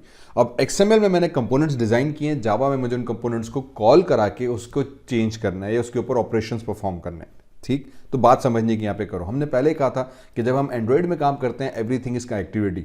ठीक है, और ये एक्टिविटी हमारा डिजाइन फेज है, ये डिजाइनिंग हम XML फाइल के अंदर करते हैं। ठीक है, XML फाइल के अंदर डिजाइनिंग कर दी, अब मुझे जावा के अंदर जाके उसकी बैकएंड की कोडिंग करनी है। तो एक फाइल में डिजाइनिंग हुई है, दूसरी के अंदर हम कोडिंग कर रहे हैं। तो अब एक फाइल जिसमें हमने डिजाइनिंग की है, ये डेटा मुझे कोडिंग वाली जावा के अंदर रीड कराना है। उसका क्या तरीका है, बहुत सिंपल सा तरीका है। सबसे पहले हम बना देंगे बटन। ठीक है, मैंने बटन नाम दे दिया, कोई भी वेरिएबल इज इक्वल्स टू, एक मेथड हम यूज करते हैं फाइंड व्यू बाय आईडी का। इससे हम क्या करेंगे, हम फाइंड करेंगे वो कंपोनेंट जो मैंने डिजाइन वाली XML फाइल के अंदर बनाया। इसका कोड हम लिखेंगे r.id डॉट और फिर फॉर एग्जांपल बटन चेंज जो हमने वहां पे नाम देकर आए। ठीक है, ये वो कोड है जिससे मैं इस फाइल के अंदर जो बटन डिफाइंड था उस बटन को जावा के अंदर रीड करा रहा हूं। ये जावा का एक ऑब्जेक्ट आ गया बटन, उसका वेरिएबल ऑब्जेक्ट नेम आ गया बटन का, फाइंड व्यू बाय आईडी करके r.id। अब r बेसिकली रूट का एक बेसिकली ऑब्जेक्ट है, root.id मींस रूट एक क्लास है, उसके अंदर आईडी है, उसके अंदर बटन चेंज है, तो ये एक बाय डिफॉल्ट कोड आ जाता है। बटन चेंज वो नाम था जो मैंने बटन चेंज यहाँ पे नाम दिया। ठीक है, इस लाइन से मेरे पास कंटेंट आ गया। अब यहाँ पे एरर आ गया, एरर ये आ रहा है कि भाईजान ये बटन उसको नहीं मिल रहा। अब एंड्रॉइड में एरर कैसे रिमूव करते हैं, इसी के ऊपर मैं अल्टर एंटर प्रेस करूंगा तो ऑटोमेटिकली वो हेल्प दे देगा कि यार इस एरर को रिजॉल्व कैसे किया जाए। लाइन लिखी, इसके ऊपर अल्टर एंटर प्रेस किया, आ गया मसला हल, भाईजान इसको इंपोर्ट करना है, बस इंपोर्ट पे क्लिक किया, एरर खलास। क्यों खलास हुआ? क्योंकि उसने ऑटोमेटिकली इंपोर्ट एंड्रॉइड विजेट बटन, इस पैकेज जो पहले नहीं था इसको इंपोर्ट करा दिया, बटन का एरर खत्म हुआ। इसी तरीके से आ जाते हैं आगे दूसरा टेक्स्ट व्यू के ऊपर। तो मैं टेक्स्ट व्यू उठा लेते हैं हम, तो टेक्स्ट व्यू उठाया, फॉर एग्जांपल इसको मैं टेक्स्ट कर देते हैं, इज इक्वल्स टू सेम तरीका फाइंड व्यू बाय आईडी करेंगे कि एक कंपोनेंट ढूंढ करो जो XML में है r.id, जिसकी डिफॉल्ट पैकेज है, और इसका कंपोनेंट का नाम दे दिया जो टेक्स्ट नेम करके होगा, ठीक है। आगे सेमीकोलन लगाया, तो इससे हमारे पास क्या हुआ कि हमने उसको इसको खत्म किया और इसको सेमीकोलन लगा दिया। इससे क्या हुआ, हमने दोनों कंपोनेंट्स को ढूंढ किया। अब ऑन क्लिक इवेंट लिसनर हम कैसे लगाएं कि जब मैं बटन पे क्लिक करूं तो वो टेक्स्ट को चेंज कर दे। तो हम यहां पे क्या करेंगे, हम लगाएंगे button dot set on click listener. जैसे ही ऑन क्लिक लिखना, टूल टिप आ गई, एंटर प्रेस किया, कोड आ गया। ऑन क्लिक लिसनर का हमने एक फंक्शन बनाया। इस फंक्शन को मुझे आर्गुमेंट्स देने, क्या आर्गुमेंट देने, 2 आर्गुमेंट्स हम देंगे, सिंगल एक आर्गुमेंट देंगे, 2 चीजें करेंगे। पहले मैंने लिखा न्यू और फिर मैं लिखूंगा व्यू, वी कैपिटल। तो व्यू लिखा तो देखो टूल टिप में खुद ही पूरा कोड लिखा हुआ आ गया। ये बेस्ट चीज है, इस कोड को समझो आप। इसको जैसे मैं व्यू ऑन क्लिक लिसनर, पहला मेथड ग्रीन कलर का ही बटन है, इस पर क्लिक किया, मेरे पास पूरा कोड लिखा हुआ आ गया। ये ऑन क्लिक लिसनर का कोड हमने लगा दिया। अब मैं क्या करूंगा, अब मैं कह दूंगा कि यार ये जो टेक्स्ट हमने बनाया था डॉट, इसका सेट टेक्स्ट चेंज कर दो। एक मेथड हम कॉल करेंगे कि एंड्रॉयड क्लास बाय, ठीक है, मैं यहाँ पे अपना नाम दे दिया, तो ये मेरे पास टेक्स्ट चेंज हो गया। अब हमने क्या किया, हमने कहा कि यार ये जो टेक्स्ट अभी हमने बनाया था उसका सेट टेक्स्ट करो, क्योंकि टेक्स्ट हमने रखा है, मुझे टेक्स्ट तब्दील करना है इस क्लिक के ऊपर। तो मैं सेट टेक्स्ट कॉल करूंगा और टेक्स्ट की स्ट्रिंग चेंज कर दूंगा। अब लॉजिक क्या बेटी कि जैसे ही मैं बटन पे क्लिक किया तो बटन के ऊपर हमने फंक्शन कॉल किया सेट टेक्स्ट का, टेक्स्ट के वाले ऑब्जेक्ट के ऊपर, और कंटेंट चेंज हो जाएगा। इसको दोबारा एग्जीक्यूट करा देते हैं, तो ये हमारे पास यहाँ पे कोड रन हो गया। तो कोड हमारा रन हो गया। Click on button, now you can see this text हमारे पास चेंज हो गया। इफ यू वांट, मैंने इसको क्लिक किया, मल्टी में गए एंड मैंने इस ऐप को क्लोज कर देते हैं। जो हमारी बाकी ऐप्स खुली हुई हैं उसको भी मैंने जो टेस्टिंग के लिए बनाई हुई थी, वापस आ गए, एंड्रॉइड 1 आवर का आइकॉन आ गया, मैंने इस पर क्लिक किया, मेरी ऐप आ गई, हेलो वर्ल्ड लिखा हुआ है। जैसे ही बटन पे क्लिक किया टेक्स्ट चेंज हो गया, ठीक है। तो ये हमारे पास पहला ऑन क्लिक का इवेंट हुआ। सो दिस वे भी हम किसी भी चीज़ के ऊपर, बटन के ऊपर क्लिक लगा सकते हैं by simply writing this particular code. Got it? Wonderful. अब इसी चीज़ को आगे एक और एग्जाम्पल के तहत करके देखते हैं, ठीक है। ओके, तो वापस आ गए। अब यहाँ पे आके मैंने बटन जो हमने बेसिक कोड बनाया था, लेट मी डिलीट दिस, जो टेक्स्ट बनाया था लेट मी डिलीट दिस, तो हमारे पास कंस्ट्रेंट लेआउट आ गया। अगर आप फर्स्ट टाइम ये बनाने जा रहे हैं तब भी बेसिक यहीं पे आगे कहानी। Now let's just create something different. For example एक कॉमनली में टास्क करते हैं काउंटर का, जो बेसिक टास्क हमारे पास आता है कि जब मैं बटन पे क्लिक करूं तो सिर्फ टेक्स्ट चेंज ना हो, बल्कि टेक्स्ट के अंदर हम एक नंबर फॉर्म में दे दें और काउंटर हमारे पास तब्दील होता रहे। How do we do that? Let's do it. तो मैंने ऐप खोली, कंस्ट्रेंट आया। जब फर्स्ट टाइम आप ऐप खोलने जाएंगे तो यहाँ पे आपके पास कंपोनेंट ट्री आ जाएगा, टेक्स्ट भी आ जाएगा, उसको आप डिलीट कर दें, उसी को यूज करें, टोटली आपकी मर्जी। मैंने सारे कंपोनेंट्स डिलीट कर दिए। मैं वापस यहाँ पे आता हूँ, मैंने एक टेक्स्ट व्यू उठा के यहाँ पे रखा, ठीक है। इस टेक्स्ट व्यू का अगेन एज अ सेट कि आप इसकी साइज भी इंक्रीज कर सकते हैं, तो बॉर्डर ब्लू बॉक्स पे क्लिक करके हमने साइज बड़ी कर दी। यहाँ पे एट्रीब्यूट्स में आ गए। अब यहाँ पे मैं इसकी कंपोनेंट्स ढूंढ भी सकता हूँ, मैं हाइड भी कर सकता हूँ। इस वक्त मुझे इसको यहाँ पे एज अ हेडिंग के तौर पे रखना है, तो मैं यहाँ पे आ जाता हूँ। इसी व्यू के अंदर एट्रीब्यूट्स में आके हॉरिजॉन्टली हम अलाइन कर देंगे, तो ये हॉरिजॉन्टली अलाइन हो गया। अब एट्रीब्यूट्स में आगे बजाय कि मैं ढूंढूं, मैंने सर्च पे क्लिक किया और मैंने साइज लिख दिया, तो मेरे पास टेक्स्ट साइज आ गई। तो ये सर्च का ऑप्शन है, अगर आपको कंपोनेंट का नाम याद है बड़ी आराम से आप कर सकते हो। यहाँ पे फॉर एग्जाम्पल मैंने 40 SP कर दिया, 40 SP इसकी कंपोनेंट की साइज लिख दी, सॉरी 40 SP। तो ये टेक्स्ट साइज हमारे पास बड़ा हो गया। हमने कहा फर्स्ट क्लास। इसको हटा के हम सिंपली यहाँ पे टेक्स्ट लिख लेते हैं, तो ये मेरे पास टेक्स्ट आ गया। इसको मैंने नाम दे दिया काउंटर का, तो मेरे पास काउंटर की ऐप बन गई, ठीक है। काउंटर ऐप हम कर देते हैं इसका नाम, तो ये काउंटर ऐप हमारे पास रेडी हो गई। उसके बाद मुझे क्या करना है, इसका कलर चेंज करना है, तो मैं कलर पे आ जाता हूँ, तो टेक्स्ट कलर आ गया हमारे पास। तो जो कंपोनेंट अगर आपको याद है, आप सर्च करते हो आपके सामने आएंगे, तो ये बहुत ढूंढना आसान हो जाता है, काम करना आसान हो जाता है। फॉर एग्जाम्पल मैंने इसको पर्पल दे दिया, तो मेरे पास ये पर्पल हो गया। मुझे बैकग्राउंड कलर चेंज करना है, तो मैं यहाँ पे आके सिंपली लिख दूंगा BAC के बैक, तो बैकग्राउंड हमारे पास कलर आ गया। मैं कलर पिकर को क्लिक करके बैकग्राउंड कलर कोई भी हम उठा सकते हैं। फॉर एग्जाम्पल इस सूरत में मैं कोई लाइट येलो सा कलर दे देते हैं, तो बैकग्राउंड कलर भी हमारे पास चेंज हो गया। आपने इसकी विड्थ चेंज करनी है, तो आप इसको बंद करो, अगेन ये विड्थ का ऑप्शन यहीं पे दिया हुआ है। फॉर एग्जांपल मैं इसको 200 DP कर देते हैं, तो ये 200 DP हो गया, ठीक है। इसको आपने अलाइनमेंट सेंटर पे करनी है। अगेन ये कुछ प्रॉपर्टीज हैं जो हम चेंज करते जाते हैं। You can do this as you like, और ये हर दफ़ा पे कर रहे होते हैं, हर ऐप के अंदर हमें छोटी मोटी चेंजेस कर रहे होते हैं। अब देखो यहाँ पे अलाइनमेंट इसकी नहीं है, तो मैंने अगेन सर्च पे गया, ALIGN अलाइनमेंट लिखा, तो टेक्स्ट अलाइनमेंट आ गई। एरो पे क्लिक किया, हमने सेंटर करा दिया भाईजान को, तो टेक्स्ट हमारे पास सेंटर पे हो गया। ऐप लिखा था, ऐप का जो लफ्ज़ है वो नीचे चला गया, जिसका मतलब ये कि मैं इसकी साइज़ को थोड़ी सी और बड़ी कर सकता हूँ। तो मैं यहाँ से मैन्युअली भी उठा के कर दूँ, मैं यहाँ पे पिक्सल बताऊँ, मेरी टोटली मर्जी, मेरे पास काउंटर ऐप का बन गया। अगेन अब यहाँ पे अलाइनमेंट के लिए मैंने इस एरो पे क्लिक करके हॉरिजेंटली किया था तो ऑटोमेटिकली हॉरिजेंटली सेंटर अलाइनमेंट हो गई। अगर आप चेक करना चाहें तो कंस्ट्रेंट में आ जाएंगे 0 0 0 0 इज अ की, कि जिसके तहत जब आप दोनों वैल्यूज लेफ्ट एंड राइट 0 0 देंगे तो कंपोनेंट ऑटोमेटिकली सेंटर लाइन हो जाएगा। टॉप रहता है, मैंने टॉप वाले ब्लू पे क्लिक कर दिया तो टॉप से हो गया ब्लू। अब दिस बेसिकली मींस कि हमेशा 41 पिक्सल्स ऊपर से गैप देगा, तो जो भी स्क्रीन साइज बनेगी ये फिक्स्ड रहा और ये सेंटर पे रहा, तो जो स्क्रीन की साइज रहेगी ऊपर से हमेशा 41 पिक्सल्स का गैप आएगा, बाकी लेफ्ट एंड राइट जो है वो भी स्क्रीन के सेंटर पे आ जाएंगे। ये कंस्ट्रेंट लेआउट का सबसे इंपॉर्टेंट एस्पेक्ट है। You have to give constraints और वो आपको फिर किस हिसाब से आप अपने दे सकते हैं। 0 0 कर देते हैं तो ऑटोमेटिकली सेंटर बन गया। हेडिंग आ गई मेरे पास, हमने कहा बहुत अच्छा। टेक्स्ट भी उठा के मैंने एक और यहाँ पे रखा। अगेन इफ यू वांट इसकी साइज भी मैं इंक्रीज कर सकते हैं, ठीक है, और कुछ इसके एरो पे क्लिक करके साइज में इसकी थोड़ी सी हम बड़ी कर देते हैं। ये मेरे पास साइज इसकी बड़ी होकर आ गई। सेम चीज़ सबसे पहले कंस्ट्रेंट के अंदर जब भी आप कंपोनेंट बनाएं, before we start going into settings, एक ट्रिक होती है, एक टिप ये है कि बेसिकली आप उसका कंस्ट्रेंट करो, पहले उसकी अलाइनमेंट पोजीशनिंग आप सेट करो, उसके बाद जो सेटिंग्स है आप उसके साथ जोड़ो। अगर टेक्स्ट साइज वगैरह पे खेलना है तो पहले भले आप टेक्स्ट साइज करो, वरना पहले अलाइनमेंट कर देते हैं ना, टेंशन खत्म। तो मैं यहाँ पे आ गया, पहले इसको हॉरिजॉन्टली कर दिया तो स्क्रीन के हॉरिजॉन्टली स्प्रिंग्स आ गए, ऑटो 0 कर दिया, फिर इसी को मैंने पकड़ा और ऊपर वाले के साथ कंस्ट्रेंट कर दिया। तो अब दिस विल बेसिकली मीन कि सीधे 0 0 0, अब लेफ्ट एंड राइट तो 0 हुआ, टॉप पे 0 का मतलब ये कि जहाँ पहला कंपोनेंट खत्म हुआ था उसी की नेक्स्ट पिक्सल रो में ये आ जाएगा। मैंने कह दिया इतना नहीं यार, इसको थोड़ा सा 16 पिक्सल्स का हम गैप दे देते हैं, ऊपर हेडिंग से थोड़ा सा गैप आ जाए। आप ज़्यादा देना चाहें फॉर एग्जाम्पल आप 32 कर दो, या अपने मैनुअल हिसाब से जितना भी गैप देना है आप इसको क्लिक करके भी यहाँ कहीं भी रख सकते हो, ठीक है, कंस्ट्रेंट करने के बाद। इसलिए मैंने कहा पहले कंस्ट्रेंट करो, अब आप उसके बाद अलाइनमेंट करके रखो कि यार कंपोनेंट आपका कहाँ आना चाहिए, प्लेसमेंट आपकी सीधी जाएगी। फिलहाल इसको कंट्रोल Z करके मैं वापस इधर ही लिया। मैंने कहा इतने तो सी चंगे हो। एट्रीब्यूट्स में आके अभी मैं साइज को सर्च करता हूँ तो टेक्स्ट साइज आ गया। फॉर एग्जाम्पल इसका मैं 100 SP साइज कर देते हैं हम, तो मेरे पास बहुत बड़ा टेक्स्ट आ गया। मैंने कहा बहुत अच्छी बात है, इसको क्लियर किया और टेक्स्ट में अंदर आ गए हम। टेक्स्ट वाले के ऊपर टेक्स्ट में आके मैंने 0 लिख दिया, क्योंकि अब मेरा काउंटर नंबर की फॉर्म में यहाँ पे कंटेंट चाहिए, तो नंबर के फॉर्म में कंटेंट आ गया।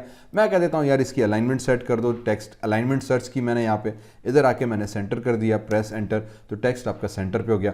रिमेंबर अब एक और चीज़ यहाँ पे, अगर मैं इसको यूँ करूँ तो देखो ऊपर नजर आ रहा है। इसको एक्चुअली मैं इस पूरे कंपोनेंट के अगर सेंटर पे रखना चाहूँ तो हम यहाँ पे एक और प्रॉपर्टी सर्च करते हैं, ग्रेविटी की, ठीक है। ग्रेविटी में आ गए। ग्रेविटी में आने के बाद आपने क्या करना है, इसकी ग्रेविटी के एरो पे क्लिक करो, इस पर एरो पे क्लिक करोगे तो ग्रेविटी की बहुत सारी ऑप्शंस आ जाएंगे। Again gravity, simple physics, centre of alignment वगैरह के कॉन्सेप्ट्स है। यहाँ पे सिंपली ग्रेविटी को हम सेंटर को ट्रू कर देंगे। दिस विल बेसिकली मीन कि आपके कंपोनेंट के सेंटर पर आपका ऑब्जेक्ट ऑटोमेटिकली आ जाएगा ग्रेविटी से। Text alignment left right vertical justification हम उसको कहते हैं। ग्रेविटी किसी भी कंपोनेंट के ऊपर अप्लाई होती है, टेक्स्ट के लिए जरूरी नहीं है। एवरी कंपोनेंट के ऊपर हम ये सेटिंग्स, और ये सारी सेटिंग्स किसी भी के ऊपर, आप बटन के ऊपर, टेक्स्ट के ऊपर, इमेज के ऊपर, टेक्स्ट फील्ड के ऊपर, ये सेटिंग्स सबके ऊपर अप्लाई हो सकती है। तो इसलिए एक दफा समझ में आ गई, कहीं भी अप्लाई कर दी, ग्रेविटी लगा दी, कंपोनेंट आपके सेंटर में आ गया।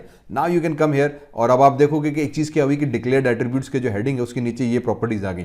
पहले नहीं थी, अब आ गई, क्योंकि जिस प्रॉपर्टी को आप तब्दील करते जाओगे ऑटोमेटिकली बैकएंड पे उसका कोड लिखता हुआ जाएगा। तो ये जो XML फाइल हमारे बनाई थी, अगर आप इसका कोड पढ़ना चाहो तो हम स्प्लिट कर देंगे, तो ये देखो कंपोनेंट आ गया, ये बैकएंड पे उसका कोड आ गया। अब जो प्रॉपर्टीज मैंने इसकी चेंज की है वो ऑटोमेटिकली हजरत अंग्रेज ने पीछे से जावा XML का कोड लिख दिया। मैंने ये वाला टेक्स्ट व्यू बनाया तो ये टेक्स्ट व्यू बना, ठीक है। जैसे इसमें सेलेक्ट किया, देखो ये भी सिलेक्टेड हो गया। इसके अंदर जो प्रॉपर्टीज हमने चेंज की हैं एट्रीब्यूट एडिटर से, वो ऑटोमेटिकली यहाँ पे उनका कोड लिखा हुआ आ गया। आप चाहे तो ये कोड अगर याद है तो आप खुद से भी लिख सकते हो, नो प्रॉब्लम विद दैट। लेकिन हम क्या करते हैं, हमने कह दिया यार हम तो ऑटो काम करने वाले हैं, जब विजुअली हो रहा है तो हम इतनी कोड की मेहनत क्यों करें। इसीलिए एंड्रॉइड बड़ा आसान है। तो जब आप डिजाइन व्यू पे गए, कोड गायब हो गया, आप फिजिकली यहाँ पे कर रहे हो, तो क्योंकि जो कोड आप चेंज करते जा रहे हो वही यहाँ पे ऐड हो रहा है। वरना बाय डिफॉल्ट बहुत सारी एट्रीब्यूट्स हैं, तो जिन को आप चेंज करोगे ना बेसिकली वो यहाँ पे आ रही है, बाकी वरना डिफॉल्ट प्रॉपर्टीज पे काम कर रहा है। इसी तर्ज पे जब आप डिजाइन व्यू में आके कंपोनेंट सेलेक्ट करते हो तो जो एट्रीब्यूट एडिटर के अंदर अब आपको डिक्लेयर में कुछ वो प्रॉपर्टीज ही नजर आ रही हैं जो आप चेंज कर रहे हो। लेकिन डिक्लेयर के बाद जैसे ही आप नीचे जाओगे ना, तो अब यहाँ पे पूरी लिस्ट भी मौजूद है अपनी जगह पे, ठीक है। लेकिन जिन को आप तब्दील कर रहे हो ना, वो उनको उठा के एक्चुअली ऊपर लेके आ रहा है, ताकि अगर आपको और उसमें एडिट करना तो आप आराम से कर सको। ये चीज़ याद रखना।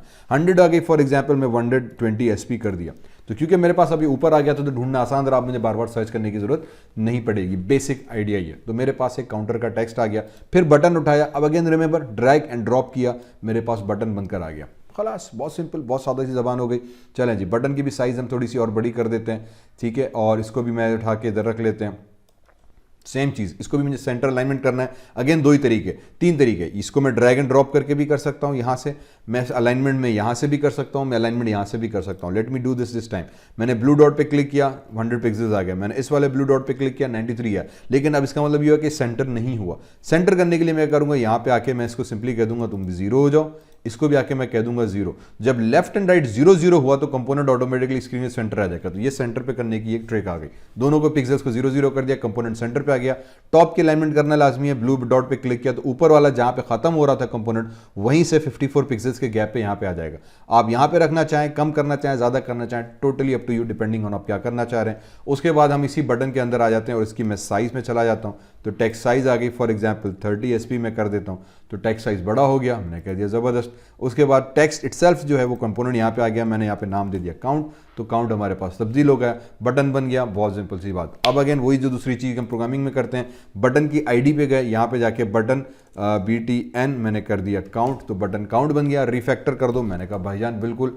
टेक्स्ट को सेलेक्ट किया, अगेन अब यहाँ पे आईडी में चले गए टेक्स्ट वाले के ऊपर, तो ये टेक्स्ट व्यू आ गया। इसको मैं नाम दे दूंगा टेक्स्ट COUNT काउंट, ठीक है। इसको भी रिफैक्टर कर दो, मैंने कहा बिल्कुल कर दो, देरी नहीं करो। ये भी हमारे पास रिफैक्टर हो गया, कंपोनेंट हमारे पास तब्दील हो गए। कंपोनेंट तब्दील हो गए, बेहतरीन काम हुआ। हमने कह दिया अब क्या करना है, अब जावा में जाना है। अब मैं जब इस बटन पे क्लिक करूंगा तो मुझे उसका कोड चाहिए, तो यहाँ पे आ गए, ये प्रीवियस कोड था, late me just delete this, जो अभी हमने प्रीवियस एग्जांपल में किया था। इसके अंदर अब मैं क्या करूंगा, वही procedure exactly dot to dot दोबारा फॉलो करेंगे। BUTTON पहले बटन बनाया, अगर रेड लाइन आ गई इसके ऊपर तो अल्टर एंटर प्रेस करेंगे हमारे पास, तो ऑटोमेटिकली एरर खत्म हो जाएगा। अभी हम इंपोर्ट के लिए, लेकिन अभी क्योंकि कोड मुकम्मल नहीं किया तो मैंने बटन COUNT काउंट कर दिया is equals to find view by ID, कि वो कंपोनेंट ढूंढ के ले आओ डिजाइन वाली फाइल में से, R.ID पैक जावा की क्लास का यूज़ किया और फिर मैं उसको बटन काउंट का नाम दे दिया, सेमीकोलन दिया, तो ये मेरी उस वाली कोड में जाएगा, बटन को ढूंढ के लेकर आ जाएगा। फिर हमने यहाँ पे दे दिया टेक्स्ट व्यू कर दिया कि जान अब टेक्स्ट व्यू ले आओ, क्योंकि जो काउंटर चेंज हो रहा है वो टेक्स्ट व्यू वाला कंपोनेंट है। इसको भी मैंने टेक्स्ट काउंट कर दिया। नाम कोई भी रख सकते हैं, नाम वो रखें जिसको आप बार बार चेंज ना करें। अब यहाँ पे एक प्रॉब्लम ये आएगी, देखो इधर भी मैंने बटन काउंट कर दिया नाम, और जो वहाँ से कंपोनेंट आ रहा है उसका भी नाम बटन काउंट हुआ। इन दोनों में क्या हो जाएगा, हमारे पास नेम का क्लैश हो जाएगा। तो मैं इसको बटन C कर देता हूँ, उसको टेक्स्ट C कर देता हूँ मेरी अपनी आसानी के लिए। फिर वही code find view by ID, भाई XML में जाओ, डिजाइन फाइल में जाओ, एक कंपोनेंट तुम्हें मिलेगा R.ID, इससे हम उठाएंगे कि रूट के अंदर एक कंपोनेंट डिफाइन है, उस कंपोनेंट का हमारे पास नाम क्या है, टेक्स्ट TXT काउंट करके, वो कंपोनेंट इधर से ढूंढ के ले आओ, तो वो डिजाइन में जाएगा, कंपोनेंट ढूंढ के लेकर आएगा। अब क्या करना है, सिंपल सी कोडिंग करनी है। क्या कोडिंग करनी है कि ये जो जावा की क्लास बनाई थी, इस क्लास के अंदर मैं ऊपर एक इंटीजर COUNT काउंट करके वेरिएबल डिक्लेयर कर देता हूँ, ठीक है। तो ये मेरे पास क्लास वेरिएबल हुआ। फिर ऑन क्रिएट का मेथड आ गया कि जब कोड एग्जीक्यूट होगा, ऐप आपकी एग्जीक्यूट होगी, सबसे पहले ऑन क्रिएट एग्जीक्यूट होगा। इसके अंदर आपके क्या करूं, मैं इसके अंदर कह दूंगा कि यार जो काउंट वेरिएबल बनाया था उसको 0 वैल्यू दे दो, तो काउंट को 0 वैल्यू असाइन हो गई। अब क्या करना है, जब बटन पे मुझे क्लिक करना है तो every time I click a button, तो ये काउंटर की वैल्यू ++++1 होती जाए। इसको हम क्या कह रहे हैं, counter pattern. Simple as that, basic logic. तो हम क्या करेंगे, हम कह देंगे भाईजान बटन C उठाओ, डॉट बटन क्लिक कैसे लगा रहा था, अभी हम पढ़ कर आए सेट ऑन क्लिक लिसनर। जो सेट ऑन लिखा तो पूरा ऑन क्लिक लिसनर का पहला मेथड टूल टिप में खुद ही आ गया। मैंने एंटर प्रेस किया, मेथड हजरत अंग्रेज ने लिख दिया। मैंने न्यू लिखा, वी लिखा तो व्यू ऑन क्लिक लिसनर भाईजान ने खुद ही दे दिया। एंटर प्रेस किया, ये मेथड भी पूरा लिखा हुआ आ गया। ये हमारे पास किसी भी कंपोनेंट के ऊपर ऑन क्लिक का बटन लगाना है, इवेंट के जब यूजर क्लिक करे तो उसके नतीजे में क्या हो, ये कोड आ जाएगा, ठीक है। इस कोड के अंदर मुझे क्या करना है, सबसे पहली चीज मुझे करनी है कि जो अभी हमने काउंट वेरिएबल बनाया था, काउंट को उठाओ, प्लस कर दो, इंक्रीमेंट लगा दो। प्लस मींस इंक्रीमेंट ऑपरेटर है। दिस प्लस मींस कि जो करंट काउंट की वैल्यू है उसमें +1 कर दो। फिर दोबारा जब ये बटन पे क्लिक होगा तो अब जो काउंट की वैल्यू हमने चेंज की है उसमें +1 कर दो। फिर दोबारा जितनी दफा आप क्लिक करते जाओगे तो जो काउंट की करंट वैल्यू होगी उसमें ये +1 करता जाएगा। ये काउंटर बन गया। फिर अब जब काउंट की वैल्यू तब्दील हो गई तो मैं आ जाऊंगा टेक्स्ट के अंदर, टेक्स्ट C को उठाओ, डॉट सेट, आपके पास टेक्स्ट का एक मेथड है, जैसे सेट टेक्स्ट लिखा पूरी इसकी हेल्प आ जाती है। सेट टेक्स्ट का मेथड हम उठाएंगे और हम इसमें क्या कर देंगे, हम इसमें काउंट की वैल्यू को प्रिंट करा देंगे कि भाईजान काउंट की वैल्यू जो थी वो तुम इधर यहाँ पे प्रिंट कर दो। बस सिंपल इतनी सी बात करनी थी और कुछ कहानी है ही नहीं, ठीक। What this will do, it will change the components count value. तो जो अभी हमने काउंट बनाया था उसको चेंज करो। अब यहाँ पे सिंपली एक चीज़ ये कि ये जो सेट टेक्स्ट है हमारे पास, ये टेक्स्ट है स्ट्रिंग टाइप का, मींस इसके अंदर जो टेक्स्ट आ रहा है वो स्ट्रिंग आ रहा है। यहाँ पे मैंने काउंट जो लिया हुआ है वो इंटीजर लिया हुआ है। तो इसकी छोटी सी एक ट्रिक ये करते हैं कि ब्रैकेट स्टार्ट किया, ब्रैकेट क्लोज किया और फिर प्लस लगा दिया। बस इतना करो। अब इससे क्या होगा कि ये हो गया, स्ट्रिंग दे दिया, ब्लैंक स्ट्रिंग, इसके अंदर कुछ भी नहीं है, प्लस जो भी काउंट की वैल्यू होगी वो इस ब्लैंक स्ट्रिंग के साथ असाइन कर दो, तो ये ऑटोमेटिकली इंटीजर को ना स्ट्रिंग में अपेंड करके दे देगा, आपका एरर खत्म हो जाएगा, कंटेंट सही नजर आएगा। इतना सा काम है। तो ये स्ट्रिंग लगा दी, नहीं भी लगाए, अगर वहाँ पे कंपोनेंट इंटीजर है तो लगाने की जरूरत नहीं, लेकिन क्योंकि टेक्स्ट व्यू है बाय डिफॉल्ट स्ट्रिंग उठा रहा होता है, तो मुझे यहाँ से इंटीजर को स्ट्रिंग में असाइन करने के लिए एक छोटी सी ट्रिक ये करते हैं कि डबल ब्रैकेट्स प्लस काउंट लगा दिया। अब जितनी दफा मैं काउंट पे क्लिक करूंगा नंबर मेरा चेंज होता जाएगा। Let me try to rerun this code और I will show you how this works. तो अगर यहाँ तक ये बात समझ में आ गई तो बस समझो बेसिक पहली ऐप आपकी बन गई, आप एंड्रॉइड डेवलपर बन गए। एंड्रॉइड में हमारा बेसिक स्ट्रक्चर ऑफ कोडिंग का यही है, हम एक तरफ डिजाइनिंग करते हैं, जब तक ये कंपाइल हो जाए, थोड़ी सी बात हो जाए कि जब तक हम इस पर एक तरफ हम डिजाइनिंग करते हैं और डिजाइन के बाद बटन के ऊपर जब क्लिक हो रहा है उसके ऊपर ऑन क्लिक का इवेंट हम जावा में जाके देते हैं और उसकी कोडिंग तब्दील कर रहे होते हैं। बेसिक लॉजिक आपके पास ये आ जाता है। एंड्रॉइड सीखना है, एंड्रॉइड समझना है, ये बेसिक कॉन्सेप्ट ध्यान में बैठा लो कि यार ये मेरे पास कंपोनेंट आ गया, डिजाइन व्यू आ गया, कंपोनेंट्स उठा के मैंने डिजाइन व्यू में डाले, ड्रैग एंड ड्रॉप किया, अब इसके स्ट्रक्चरिंग करनी है, एट्रीब्यूट एडिटर में आ गए, मैं एट्रीब्यूट एडिटर में आके उनकी प्रॉपर्टीज चेंज करता हूँ। सिर्फ ये पता हो कि यार कौन सी प्रॉपर्टीज, जैसे मैंने कहा बैकग्राउंड, टेक्स्ट, अलाइनमेंट, मार्जिन, बहुत सारी चीजें हम उनको यहाँ पे चेंज कर रहे होते हैं, सेटिंग्स कर दी। फिर मोस्टली क्या होता है, मैं ऑप्शंस पे क्लिक करना होता है। अगर आप एंड्रॉइड भी देखो, मैंने ऑप्शंस पे क्लिक कर रहा हूं, जब ऑप्शंस पे क्लिक कर रहा हूं तो उसके नतीजे में क्या हो, ऑप्शंस पे क्लिक करने का कोड, ये सेट ऑन क्लिक लिस्नर, ये आपके पास बेसिक कोड आ गया, कुल्लो खलास, बेसिक कहानी आपकी हो गई। अब फिर जो भी आप उसमें काम करवाना चाह रहे हैं वो आपके ऊपर आएगा। मेरे पास काउंटर ऐप बनकर आ गई जनाब। इसके ऊपर हम क्या करेंगे, काउंट पे क्लिक किया, एक दफ़ा 1 हुआ, दोबारा क्लिक किया 2 हुआ, तीसरी दफ़ा क्लिक किया 3 हुआ। अब यह नंबर क्यों तब्दील हो रहे हैं, क्योंकि जावा के अंदर हमने कोड में कुछ ऐसी हरकत की हुई है कि जितनी दफ़ा मैं शहजादे पे क्लिक कर रहा हूँ ना, ठीक है, तो ये क्या कर रहा है, ऑन क्लिक का इवेंट कॉल कर रहा है। काउंट पे क्लिक किया, ऑन क्लिक का बटन कॉल हुआ, इसने काउंट की करंट वैल्यू उठाई, उसमें +1 कर दिया, फिर दोबारा काउंट की वैल्यू उठाई, उसमें +1 कर दिया, फिर तीसरी दफा +1 किया, और टेक्स्ट सी, ये जो टेक्स्ट कंपोनेंट था, डॉट सेट टेक्स्ट करके काउंट की वो वैल्यू जो तब्दील हो चुकी है, अब उसको हमने यहाँ पे प्रिंट कराया, तो ये हमारे पास प्रिंट हो गया।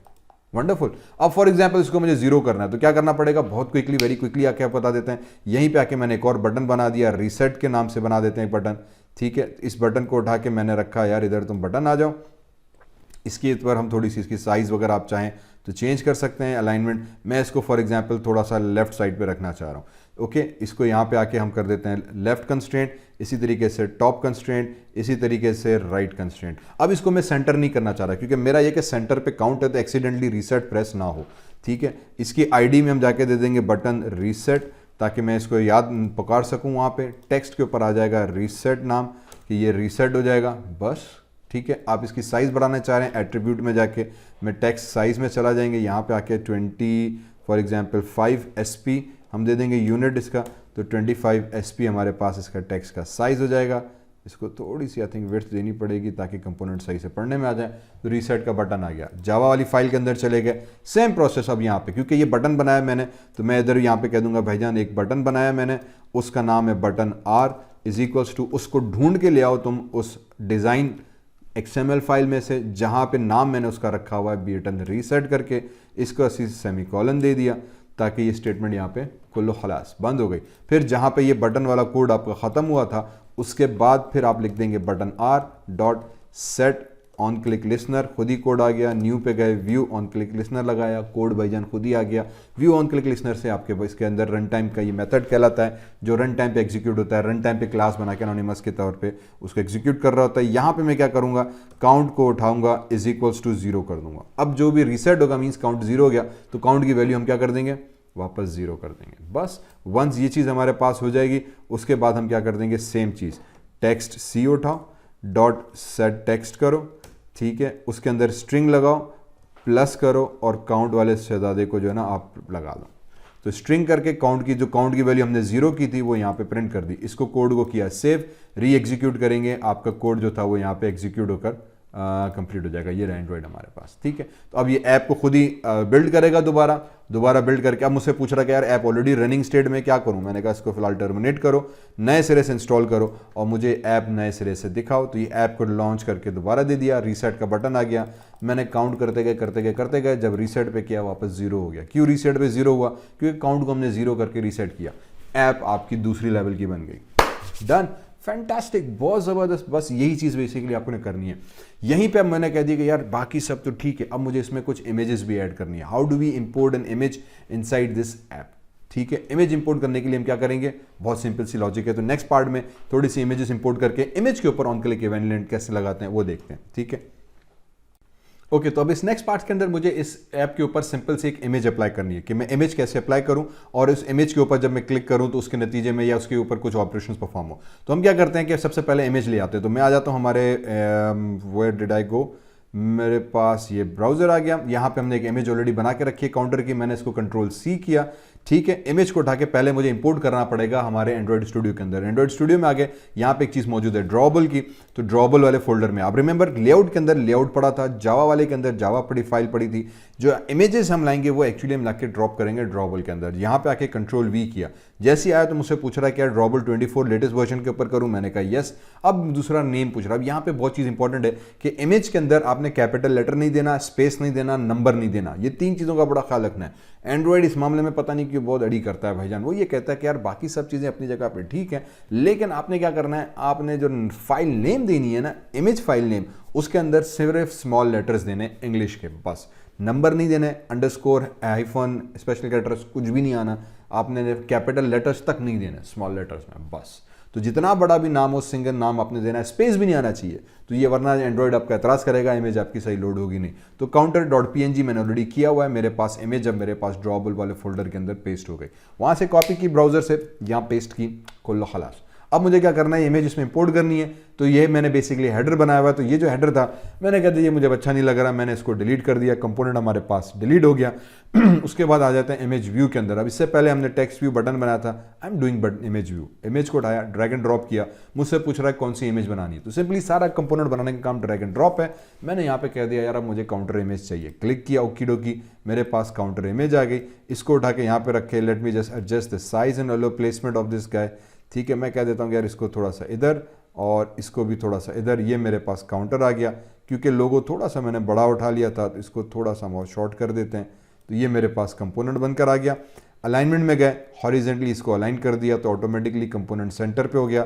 ये वाला कंपोनेंट उठा, देखो इसके ऊपर एरर आ गया, क्योंकि इसको हमने पहले कंस्ट्रेंट किया था उसी के साथ ऊपर वाले पे। तो इसकी थोड़ी साइज में नीचे कर दूंगा। अब ड्रैग एंड ड्रॉप करके इसको मैं ऊपर वाले के साथ कंस्ट्रेंट किया, कुल्लो खलास। इसी तरह से ये वाला कंस्ट्रेंट उठाया, एट्रीब्यूट में साइज को हटा देते हैं, इसको भी मैं टॉप के साथ कंस्ट्रेंट कर दूंगा। तो कंस्ट्रेंट के अंदर जब भी हम कोई भी कंपोनेंट रखने गए, द मोस्ट इंपॉर्टेंट थिंग इसके पहले तो उसके कंस्ट्रेंट्स को सीधा पतरा करो, आपके पास चीज़ क्लियर हो गई, ठीक है। दी हमारे पास इमेज बनकर आ गई, that's it, this is all you need to do. कोई भी इमेज एंड्रॉइड के अंदर इंपोर्ट करने के लिए बस टोटली इतना सा काम करना है, बस कि इमेज को जहां से भी आप एक्सप्लोरर से कॉपी करो, ड्रॉबल के अंदर आके पेस्ट करो, ठीक है। पेस्ट करने के बाद पेस्ट करने के बाद हम आ जाते हैं हमारे पास इमेज के अंदर, इमेज व्यू कंपोनेंट रखा। जैसे इसको ड्रॉप करोगे आपसे वो पूछेगा कि भाईजान कौन सी इमेज में सेलेक्ट करूं। तो मैं यहाँ पे कोई भी लोगो, कोई भी आइकॉन इसके अंदर डिफॉल्ट जो मौजूद हैं वो भी इस्तेमाल कर सकता हूँ। तो यू विल स्क्रॉल करेंगे तो आपको बहुत सारे लोगोज जो डिफॉल्ट में हैं वो बड़े ज़बरदस्त तरीके से मिलेंगे। You can use those logos as well, ठीक है। उसको उठा के आप क्लिक ओके करोगे तो वो लोगो बेसिकली यहाँ पे आपके पास बना हुआ आ जाएगा, ओके। तो फॉर एग्जांपल मेरे पास ये लोगो बन कर आ गया। अब क्योंकि कंपोनेंट बनाया तो उसको मुझे सिर्फ कंस्ट्रेंट करना है। अब जो भी प्लेसमेंट जहां भी रखना चाहूँ किसी के ऊपर भी आई कैन गिव दैट। ये लोगो मैं किसी भी बटन के ऊपर भी देना चाहूँ मैं दे सकता हूँ, वगैरह वगैरह। तो ये इमेज इंपोर्ट करने का रहा, ये लोगो इंपोर्ट करने का, ये कस्टम इंपोर्ट का इमेज आ गया। अब इस इमेज के ऊपर मैंने कहा था ऑन क्लिक इवेंट देना है। फॉर एग्जाम्पल मुझे ऑन क्लिक इवेंट देना है। How do I do that? Very simply, आप सिंपली क्या वही एग्जैक्टली वही प्रोसेस। इमेज आ गई, इसको मैं IMG हेड कर देते हैं, ठीक है। ये IMG इमेज हेड कर दिया तो इमेज आ गई। बाकी का 99.9% काम सारा वही है। मैं पहले यहाँ पे आ जाऊँगा, मैंने इधर आके कह दिया कि यार text view, image view, IMG image view उठाओ, इमेज व्यू, क्योंकि वहाँ से इमेज व्यू उठाई थी। अगर श्योर नहीं तो यहाँ पे आके नेम चेक करो, इमेज व्यू में आके मैंने यहाँ पे उसका नाम दे दिया IMG इज इक्वल्स टू वही फाइंड व्यू बाय ID करो, r.id करो डॉट, अभी आपने वहाँ पे इमेज हेड लगाई थी, वो इमेज हेड उठा के उसको सेमीकोलन दे दिया, डन। ये आपके पास यहाँ पे कोड आ गया, ओकी डोकी हो गया। बस एग्जैक्टली वही चीज़, सिर्फ कंपोनेंट के जो हेडर है वो आपके पास तब्दील होनी है। अगर यहाँ पे रेड लाइन आ जाए तो सिंपली इस पर अल्टर एंटर प्रेस करेंगे, इंपोर्ट क्लास का ऑप्शन आ जाएगा, वो करेंगे, खत्म हो जाएगा। यू कैन नोट कि यहाँ पे ऑटोमेटिकली मेरे पास टेक्स्ट व्यू भी इंपोर्ट हो गया, इमेज व्यू भी हो गया, व्यू भी हो गया, बंडल भी हो गया। ये हेडर्स वो खुद ही ऐड करता जा रहा है, हमें सिर्फ इस चीज़ का ख्याल रखना है कि ये खत्म ना हो। उसके बाद नीचे आ जाते हैं, फिर सेम चीज़ वही, यहाँ पे आ गए, मैं यहाँ पे दे दूंगा IMG.set ऑन क्लिक लिसनर, तो ऑन क्लिक लिसनर लगा दिया। इसके आर्ग्यूमेंट के अंदर व्यू ऑन क्लिक लिसनर लगाया तो व्यू ऑन क्लिक लिसनर आ गया। बस अब जो मैं यहाँ पे देना चाहूँ वो चीज़ आ जाएगी। अब यहाँ पे मैं क्या दे रहा हूँ, एक चीज़ दे रहे हैं हम टोस्ट की, TOAST toast dot make toast. अब टोस्ट क्या चीज़ है, टोस्ट अलर्ट बॉक्स कहलाता है एंड्रॉइड के अंदर। एंड्रॉइड के अंदर अलर्ट बॉक्स जनरेट करने के लिए, सिंपल ब्लैक पट्टी जनरेट करने के लिए हम टोस्ट का इस्तेमाल करते हैं। वो टोस्ट का इस्तेमाल हम सिंपली यहाँ पे आके देंगे कि मुझे यहाँ पे भी क्या करो, गेट एप्लीकेशन कॉन्टेक्स्ट करो, और फिर मैं मैसेज दे दूंगा कि काउंटर हेडर CLIC के क्लिक्ड, ठीक है। बस आई थिंक इतना काफ़ी है इसमें, और फिर कॉमा TOST टोस्ट दोबारा लिखा हमने, ओके। और इस टोस्ट TOST टोस्ट डॉट, और फिर हम लेंथ दे देंगे। अब लेंथ दो टाइप की देते हैं, शॉर्ट या लॉन्ग। शॉर्ट दोगे तो जल्दी मैसेज डिस्प्ले होकर गायब हो जाएगा, लॉन्ग सिर्फ टाइमिंग के हिसाब से है कि थोड़ी 3 से 4 सेकंड, आई थिंक 3 सेकंड तक या 4 सेकंड तक वो डिस्प्ले रहता है। बस ये चीज़ करने के बाद फिर हम इसमें एक शो का मेथड लगा देंगे। तो जनाब ये हमारे पास टोस्ट का एक सिंपल सा कोड आ गया। What this method again does is कि it will basically display your alert box। तो टोस्ट बहुत कॉमनली इस्तेमाल किया जाता है मैसेज जनरेट करने के लिए, अलर्ट मैसेज जनरेट करने के लिए। सिंटेक्स इसका क्या हुआ, टोस्ट लिखा, डॉट मेक टेक्स्ट किया, गेट एप्लीकेशन कॉन्टेक्स्ट मीन्स के जो करंट एप्लीकेशन चल रही है उसी के कॉन्टेक्स्ट मेरे पास रिटर्न करो। यहाँ पे हम दिस भी लिख सकते हैं, दिस डॉट में अपनी एक्टिविटी मेन एक्टिविटी जाओ उसका नाम भी दे सकता हूँ, या simply get application context commonly मैं इस्तेमाल करता हूँ, मेरी मर्जी है। It also works fine. Done. Get application context means current मेरी एप्लीकेशन का कॉन्टेक्स्ट ले आओ, काउंटर टेक्स्ट जो भी आप टेक्स्ट देना चाहो प्रिंट करा देंगे तो ये हमारे पास प्रिंट हो जाएगा। ना if I run this app, तो बेसिकली अब आपके पास जो प्रीवियस ऐप रन हो रही थी उस ऐप को वो बंद करके अनइंस्टॉल करके अंदर दोबारा से इंस्टॉल करेगा। मैंने कह दिया यस टर्मिनेट कर दो इसको, और वो आपको दोबारा से इंस्टॉल करके यहाँ पे आ जाते हैं। इसको थोड़ा सेटिंग कर देते हैं। तो ये सीधे स्क्रिप्ट, जहाँ पहले सिंपल सा टेक्स्ट काउंटर था अब मेरे पास इमेज आ गई। इस इमेज पे जब मैंने क्लिक किया काउंटर हेडर क्लिक का हमारे पास पॉपअप आ गया। ये टोस्ट कहलाता है, और यू कैन सी दिस के 3 से 4 सेकंड तक वो डिस्प्ले रहता है। दोबारा क्लिक किया काउंटर हेडर आ गया, ये टोस्ट कहलाता है। मैसेज बन हो गया। ज़बरदस्त कहानी हो गई यार, बहुत ज़बरदस्त, क्लास फर्स्ट क्लास बेहतरीन चीज़ हो गई। अब क्या करना है, बस अब इसी तरीके से हमें 2-3 चीज़ें और सेट करनी है एंड्रॉइड के हिसाब से। नेक्स्ट अब पार्ट में बात करते हैं कार्ड व्यू के ऊपर और मल्टी एक्टिविटी के ऊपर, इंटेंट्स के ऊपर कि हम कैसे यूज़ करके हुए कार्ड व्यू को डिज़ाइन कर रहे हैं, इंटेंट्स के साथ एक्टिविटीज़ को चेंज करें। ठीक है, तो नेक्स्ट पार्ट के लिए आ जाते हैं।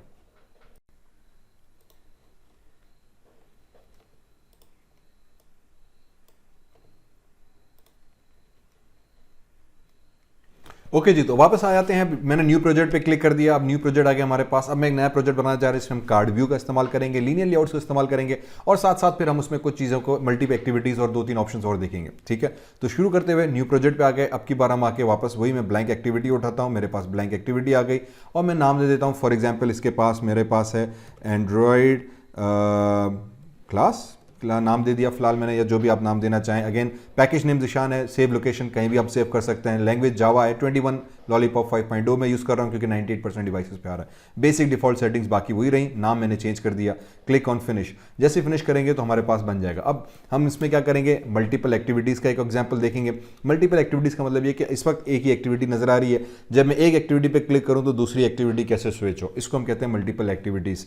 ठीक है, ये मल्टी एक्टिविटी का हमारे पास ऑप्शन आता है जिसको हम इंटेंट्स के थ्रू यूज़ करते हैं। इंटेंट जावा की ही क्लास है जो एंड्रॉइड में इस्तेमाल हम कर रहे हैं। इस इंटेंट के थ्रू हम इसको इन्फॉर्मेशन देते हैं कि यार एक एक्टिविटी से दूसरी एक्टिविटी को आपने स्विच करना है, पहली चीज़। ठीक है, तो एक हम ये करेंगे, मल्टीपल इंटेंट्स हमारे पास आ जाएंगे। साथ साथ फिर हमारे पास इसमें हम कार्ड व्यू का इस्तेमाल करेंगे जिसके तहत इस कंपोनेंट्स को हम कार्ड व्यू में करेंगे। जब तक ये लोड हो तो मैंने कार्ड व्यू के हिसाब से कुछ आइकॉन्स ऑलरेडी डाउनलोड करके रखे हुए हैं, तो ये आइकॉन्स हमारे पास आ गए। अगर आप बोलेंगे मैं आपको डिस्क्रिप्शन में डाल दूंगा, डिपेंडिंग ऑन आप कमेंट्स में कितने लोग मुझसे इसकी रिक्वेस्ट करते हैं, ताकि पता चले कि आप यहाँ तक वीडियो देख भी नहीं देख रहे हो। मैं आपको लिंक इसका डिस्क्रिप्शन में फिर भी डाल दूंगा, आप इसको यूज़ कर सकते हैं। तो ये हमारे पास कुछ आइकॉन्स मौजूद हैं, मैं इन आइकॉन्स का इस्तेमाल करना चाह रहा हूँ। तो सबसे पहले मैं क्या करूँगा, अगेन जब तक ये लोड हो तो ये आइकॉन एक सेलेक्ट किया, 2 जब तक यह लोड हो जाए 1 2 3, अरे यार इस पर क्लिक नहीं होना मेरे भाई, मुझे यकीन है कि तुम सही हो। तो ये सारे सेलेक्ट किए, ठीक है, इनको मैंने सेलेक्ट किया और ये भी सेलेक्ट हो गया, इन कंट्रोल ये। तो ये 5 6 7 आइकॉन्स मैंने ऑलरेडी किए हुए हैं, जरूरी नहीं हम सारे यूज़ करें फिलहाल टेस्टिंग के लिए,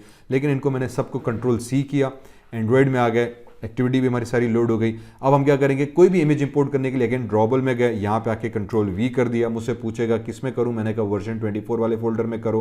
क्लिक ओके करूँ, उसने कहा जो नाम आपने वहाँ रखे हैं वही नाम ले आऊँ, और ओके कर दूँ तो ओके हो गया। अब आप ड्रॉबल के अंदर आओगे तो ये सारी फाइलें आपको यहाँ पे मिलेंगी। अगेन मैंने सिंगल लेटर नेम दिए हैं, you can do that, making sure कि स्मॉल लेटर्स हो, नो नंबर्स हो, नो स्पेसेस हो, इस चीज़ का ख्याल रखा, खत्म हुई कहानी। वापस आ जाते हैं यहाँ पे। तो कंस्ट्रेंट लेआउट अभी हमने एग्जाम्पल में देखा था, मैंने टेक्स्ट व्यू को कर दिया डिलीट। अब मुझे कंस्ट्रेंट लेआउट यूज़ नहीं करना, अब मैं इसमें कार्ड व्यू और कुछ और लेआउट स्ट्रक्चर डिजाइन करना चाह रहा हूँ। How do I do that? तो सबसे पहले मैं कंस्ट्रेंट पे आया, राइट क्लिक किया, मैं यहाँ पे कन्वर्ट व्यू पे क्लिक किया। कन्वर्ट व्यू पे जाने के बाद मैं इसको कह दूंगा लीनियर लेआउट में यूज़ करना है।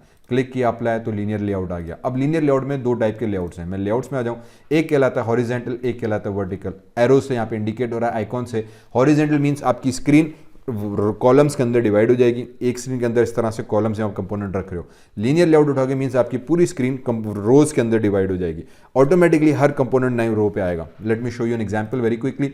मैंने यहाँ पे आ गया, मैंने बटन उठाया, click and drag and drop button किया, मैं यहाँ पे ड्रॉप किया तब भी आ गया। अब ये चीज़ इससे पहले हमने डायरेक्ट यहाँ पे ड्रॉप किया था, आप यहाँ भी कर सकते हो, इधर भी कर सकते हो, no problem with that.